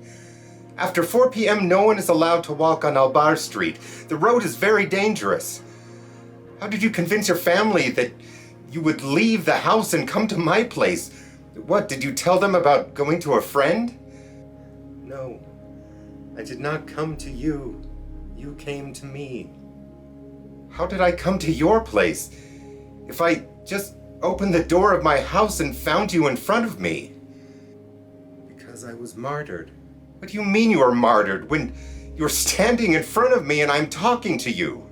You were talking to me because you were also martyred. You're laughing. You don't believe it. I swear by our friendship that I was martyred. But how did I not hear the news that you were martyred? I did not read your name on the list of martyrs. Because no one knew that I was martyred. How is that? Because the missile hit me and left me in 1,000 pieces, and no one called me a corpse. No way. Well, they didn't bury you? They buried me with the other people who were walking in the streets. Them too were blown off like me, so people began to collect the corpses and put half of a hand with a quarter of a leg. The most important thing was the head, because it's the only piece that proves this is a body of one person. They collected the likeness of a body, and put it in a bag and write anonymous on it. And if no one recognizes it, they will gather us in 50, 60 bodies and bury us. And that's how they buried me. And I? What about you? What is my situation? You were also knocked down by a missile that cut you into 1,000 pieces and threw you into the other neighborhood. How do you know? I was standing there watching you. And why didn't you alert me? I couldn't. I'm just a spirit. I even threw myself at you to keep the missile away from you, but I couldn't protect you. I screamed at you, but you didn't hear me. I held you in my hands and shouted at the top of my voice. Oh my what? Oh, I just screamed. So they did not put me in a shroud? You forgot that martyrs are not shrouded, although they brought us shrouds in the aid trucks. Man, I was thinking that when I die, they will make a big announcement in the media and the social media about my death. The departure of the great poet Sarah Mahfouz. Alas, there is no news or information about me. I was more screwed than you. Why? did not want to die now or like this death. When I opened the door going out to the street, I wanted to come to you. What did you want? I was afraid to die. I wanted to talk to you before I die. What did you want to talk about? Here I am in front of you. Talk. Now it's too late. It's okay. Try. I mean, the thing I wanted to tell you should have been told while I was looking in your eyes, or while running away from your eyes. It was a story that I hid for long and delayed a lot. The war bombed the sweetest words, just as it bombed the homes. I waited a very long time for you to talk, and every night I dreamed of you while you were telling me this. You knew my feelings? Your eyes were obvious. Oh my God. Oh God, how stupid I am. I should have told you how much I love you and how crazy I am in love with you. I should have told you, Sarah, that you are my whole life, and without you, life is impossible. My beloved Hassan. I have never called anyone else lover but you, my beloved. I was waiting for you to tell me I love you every moment. Damn the war that deprived me of this most beautiful moment in my life. Yes, I love you, Hassan, with all the love that exists in the universe. My love for you is louder than the sound of their missiles and stronger than the hatred that resides in their hearts. Let us go in silence then before they bomb us again, Sarah. Let us go far away from all this death and devastation, far from the hearts that melted of sadness and pain. May God make them understand that we are more precious than all homelands, that the whole world with all its land does not equal one soul of a lover who waited for his beloved and never accomplished. Do you think the whole world is worth the soul of one child who died for no sin? I don't understand how a person who claims to be civilized accepts to occupy another person and control his fate. Oh God, Sarah, let us leave here. Maybe we will find another place with more love. Ali Abu Yassin, Gaza, October 29th, 2023.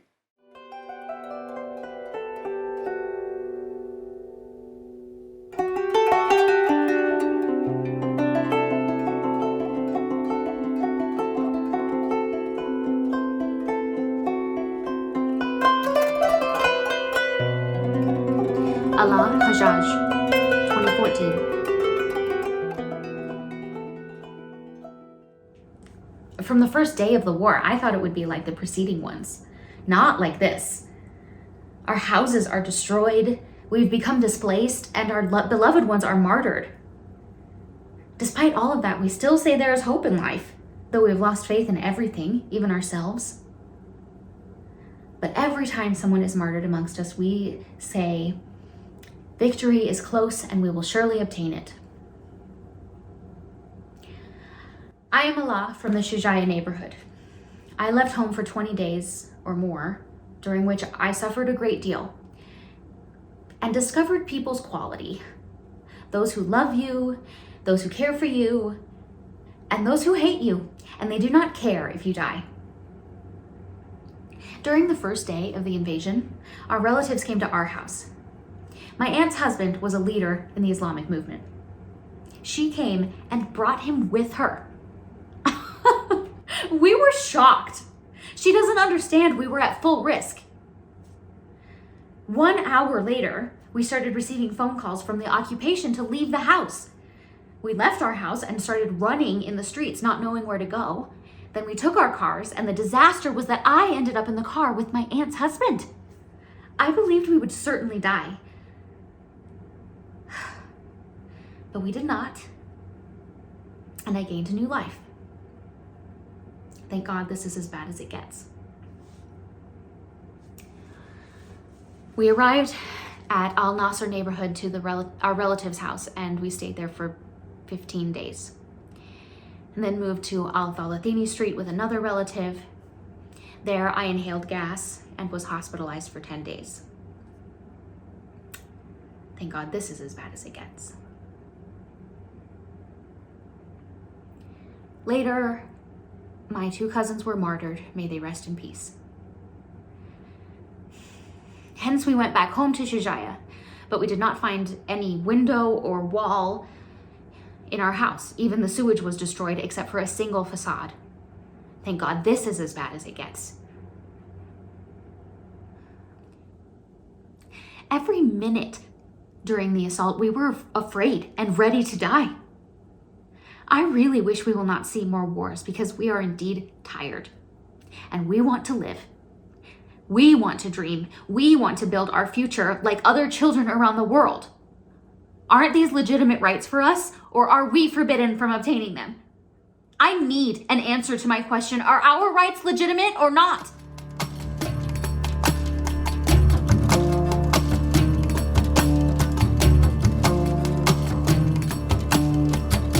Ashraf al-Susi, born 1994, Al Street. Hey, you standing over there? Was anything bombarded next to your house? Hey, sister, sitting in that chair. Has your garden been raided? Hey, beautiful girl at the end of the street. Did the rocket blow you from underneath? Hey, man, how loud was the noise of the raiding ship that swam in your bathtub? Why the hurry? We will all be soon raided, and if you haven't been yet, you will be later. Frankly, it was not blown out yet, but more frankly, I don't want to be. Yet I feel I want to bounce back the bombs to the one who is raiding me.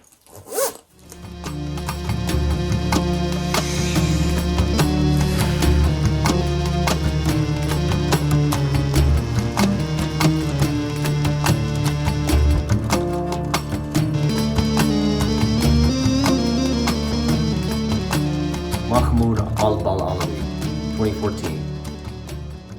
Every day we hear about Gaza in the news, not because our economy is booming, and not because we have one of the world's wonders, and certainly not because of our strong aviation industry. All countries have entered Guinness records. We did too. We have the highest record of the longest war against civilians, and the most intense cry of a mother moaning her children. Time in Gaza is not like the rest of the world. The hour in Gaza is made of 60 martyrs and 3,600 injured. And the minute is made of 60 destroyed houses, while the second is 60 cries of moaning mothers.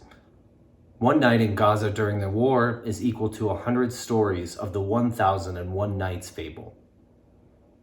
At night when it's dark, the sky is lit by falling rockets roaring above our heads, and the night becomes a bright day. A mother is sleeping next to her young children who ask her, "Mother, what is this sound? Is it bombing? Mother, we are afraid." The mother, unable to soothe her children, start to tell them a story about Hassan the Brave, so they could sleep in peace. However, the children, no matter what you tell them, will only think of death and destruction, for that is all they see. The next day, her son goes out. He hears an explosion. He remembers last night's story and trusts that Hassan the Brave is dead, that Hassan has become a martyr. He rushes back to his mother and tells her, "Mother, Hassan is dead. All our little adventures together, all our memories have vanished. How can I go to school after Hassan has died?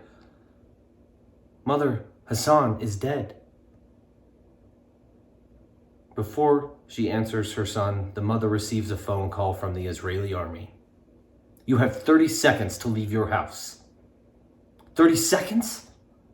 What can she do in 30 seconds? What can she take? And who should she inform? Should she run away with her children? Or should she tell the neighbors? The mother stands in the street and starts to scream, "Hey, people, our house is going to be demolished. Our house is going to be destroyed. 30 seconds later, everything became deadly silent. Gaza is remaining. Gaza will never die, even when her children die. Their names will be written in the history books for their children and grandchildren. If you ever Google Gaza, you will see pictures of destruction and devastation, and one day you might see my picture among the killed ones during one of these wars against Gaza.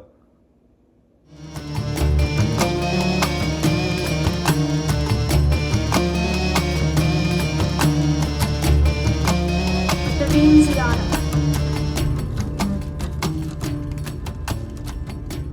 This is how everything died in me. I cautiously felt my emaciated body. I realized that the glass had gotten to me. Noise and screaming, the sound of ambulances blaring. Among the chaos, I could hear the voice of someone crying and calling out, "Naveen." I could not respond as my mouth was filled with dust and sand that silenced me. I thought for a moment that everyone had run away and left me.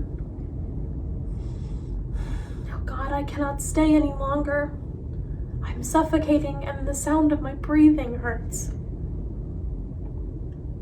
I gathered all my strength and walked blind until I reached the door of our house above the rubble in front of everyone. I could not escape their scrutinizing gazes and pale faces. There's no time left, and we have to leave now, my father said in a trembling voice. Yes, I will now escape from death to death. We stayed for a while in our relatives' cramped house. We were more than 30 people, most of whom were children. We stayed there until a phone call came and separated us all. We returned to live in death, to the house that refused to fall, to my scattered things, to my memories that were there filled with beautiful things, to the artillery shells that were falling before our eyes in our garden every second, to the nightmare that lasted 51 days. I can remember every second that passed while I was waiting for one of us to die like the others. All I was praying for was to die in one piece. I don't want to become scattered pieces. No one was with us but God. I never imagined that we would live days like these, but we lived with every detail. The aggression against Gaza stole my laughter, stole my dreams, and stole everything from me. Yes, I will dream of other things until another aggression comes and steals them. Many went to heaven and left me, leaving me here to see more pain.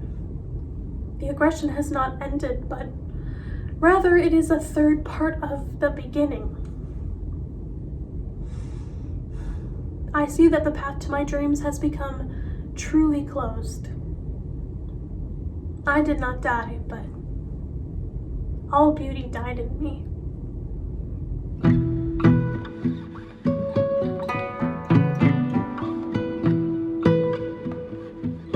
Tamer Najem, born 1993, Ash Sheikh Radwan. I receive my memory to convey to you a scene that I was not accustomed to. This time it was different as I became the scene. I'm in my room, looking at the ceiling, remembering how I returned here and what I encountered there. Time has taken me to that dark, savage camp. In a flashback, I am alone. Even though it is filled with people of all nationalities, I look and peek, and that voice inside me screams, "Where am I? Who am I? And how did I get here?" The noise inside me increases and erupts, but I calm myself down a little and say, I have become a political refugee, as if I were extinguishing the fire with diesel fuel, and it burned inside me more and more. I became a political refugee because I am a son of Palestine. You are Palestinian, so you are a political refugee. A simple equation.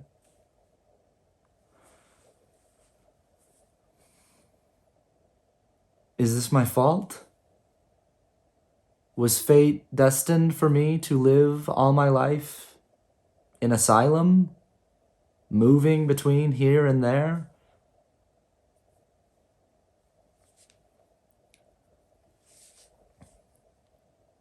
I was dreaming of traveling, so I traveled. I wanted to seek a beautiful dream, but I had many nightmares. I thought that life in Europe was something like a fantasy, and it really is, but being a refugee is a completely different thing. You are treated like prey that has strayed from the herd, and this is what I was like. I was prey in a forest full of human monsters, so you cannot distinguish between this and that. They are all with the same details, those similar details. What brought me here? I want to return to my mother's food, to my pillow, to my home country, yes, to my homeland. I am nothing without it, my family, and my friends. I decided to return. I reserved a single seat for myself just as I went. I will return alone. Cairo Airport Detention. A small room full of cigarette smoke that fills the place, not to mention the garbage, as if we were in an animal pen and not in a room of honorable travelers. It's like a small prison, stuffed with hundreds, everyone between the pace of acceptance or the tension of returning to where they came from the camp to the airport, and from there to the Rafah crossing. Rafah crossing, that is Gaza, after 3 years. 3 years, and I have been wrestling with the world, carrying my soul on my hands and moving on to find myself in all of this, to arrive at an answer to the question that is troubling me. Who am I? I couldn't describe to you myself after all this suffering. And because of my good luck, fate wanted the date of my return from the war in 2014. But despite that, I was happy. Yes, very happy. I would return to my bed, to the embrace of my mother, to the joy of my friends. And most importantly, to the warmth of my homeland. The closer I got to the crossing, the more my eagerness and joy to return increased, and as soon as I reached the crossing, the sounds of shells, planes, and missiles began to creep into my ears. I was not afraid or worried.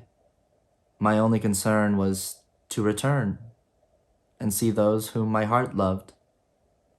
I arranged for a taxi driver to take me to my home. I sat by the window and watched the road, the destruction, and the tragedy. I started talking to the driver and asked him what this was, how did it all happen, and where were the people? He said to me, "My son, we are dead on earth. We have become numbers on papers, and whoever is not dead is waiting for death. But in the end, we are all dead. There are those who lost their sons, and there are those who lost their homes or their entire family, and the calamity is for the one who lost everything, his family, his home, and his work. So he remained to pray to God, to hurry up." I confirmed what I heard as I looked out to see something indescribable. Destroyed homes, homeless people, and pain resides within every person. I arrived home, and I wish I had not arrived. After an absence of 3 years, the reception was with my family saying to me, Are you a fool? Why did you come back? Did you come to die, or did you come to bemoan our reality? I sat down and became the scene. The sounds of the planes were as if they were sitting with me. The shells were keeping me company. I did not care about what they said. I took myself and went down to the street to walk a little. Yes, I walked through pain, destruction, and blood, and families lying under destroyed homes. I was hurt by the bitterness of the scene and wondered, are we right? Night came, and worries came with it. My father said one group would sleep and the other group would stay to guard the house. I stayed awake with everyone else, surrounded by fear, anxiety, confusion, and terror. This is how we remained until the war ended. After it ended, the tragedy unfolded and Gaza was revealed with all its homes, destruction, and pain. They killed our love and made us lose our security. But all of this did not stop any person living here. We planted love again. We instilled safety in the orphan child before the adult. We shared its white color with the sky to make it a beginning and a birth from where we left off.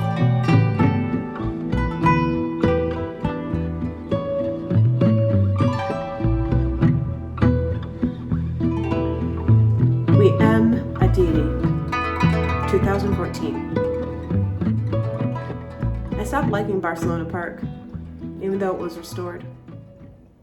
The trees are refusing to grow, but I did, and I can't play there anymore. Chaos erupted at our neighbor's house. I went to see what was the matter. Our neighbor informed me that the Israeli army asked them to leave their house immediately. So they did. They live right next door to us. I decided not to move from our home. A minute later, the army launched a warning rocket that forced us all to flee. A few minutes later, the Israeli army hit the house with 2 missiles, and the whole building that was once a tower became a rubble. I felt devastated. May God give us strength. When we wrote the Gaza Monologues in 2010, we felt that the whole world was in solidarity with us. But since the situation in Gaza is worsening, I realized that all the empathy of the world is not able to wipe a speck of darkness from our life. I wish I was able to tell you otherwise.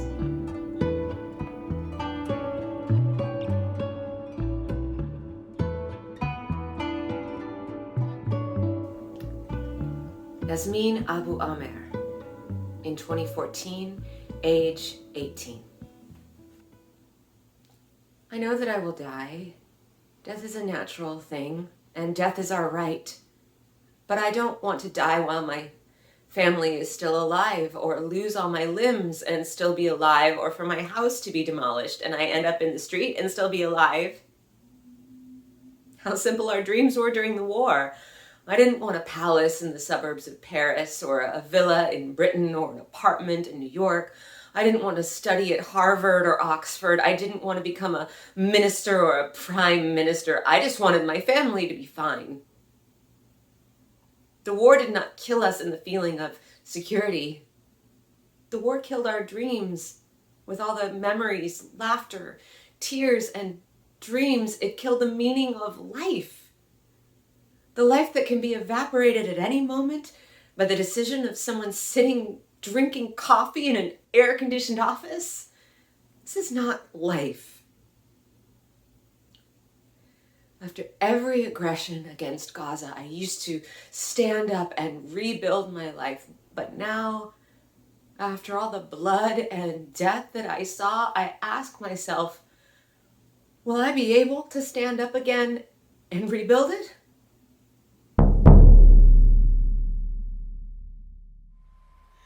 From Gaza to Shakespeare.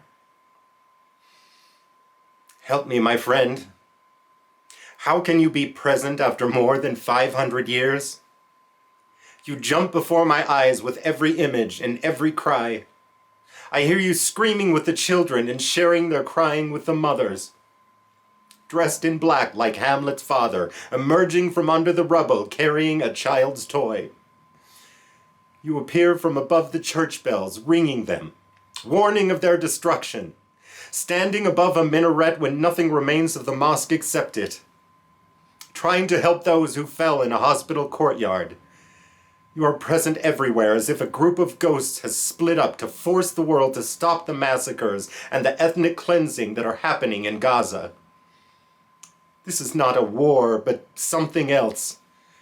When the witches predicted that Burnham Woods would move to King Macbeth's palace, it is as if you are predicting that Gaza will move to the sea after all this destruction and death. There is not a house or building left that is not destroyed along with its residents. It is as if you predicted that Gaza would move to the sea, but when the forest moved, the soldiers won. Will it be destroyed buildings laden with cement and iron and thousands of bodies still under the rubble, of children, women, the elderly, and the fathers? All those pure souls that will inevitably be swept into the sea after the war, as is the custom of all buildings after every war? But the difference this time is that the buildings are mixed with flesh and blood and will be baptized by the sea, as if the price of our freedom, which we struggled for more than 70 years, was this baptism towards freedom. I do not know why the saying of Occupation Prime Minister Rabin comes back to mind. How I wish I would wake up to find Gaza swallowed by the sea. Was everything that happened planned? Did you, Shakespeare, know that the price of freedom is the movement of cities and forests, and that still water is stagnant water? Yes, if this is the price of our freedom and dignity, we will pay it with appreciation, respect, and a desire to go toward the sun. Was aviation included in the movement as well? The body of my friend Masher flew 100 meters into the air, and his body ended up on a balcony of an apartment, torn by a missile that killed him together with 120 members of his family. The war was not a Midsummer Night's Dream, but rather a terrifying, weeping nightmare. The main players of the show were some clowns, including airplanes, tanks, and battleships, throwing lava at children. How could you, William Shakespeare, write us in Romeo and Juliet and warn us of the ugliness of conflict and the war between cousins, and that everyone will pay the price? The vision has changed, my friend. It has become much more difficult. The sound of rockets makes the heart jump in fear. The smell of gunpowder and carcinogenic smoke forcibly penetrates your lungs. Phosphorus bombs, which are banned internationally, burn the green and dry land. Seeing your loved ones in pieces, your heart that is torn 1,000 times every day as if it were a piece of rubber. Get up, Shakespeare. Help me, my friend. I am really tired. Resist with your wise pen, full of love, joy, revolution, humanity, hope, and freedom openly. Maybe we will all become brothers under that blue sky. Ali Abu Yassin, November 5th, 2023.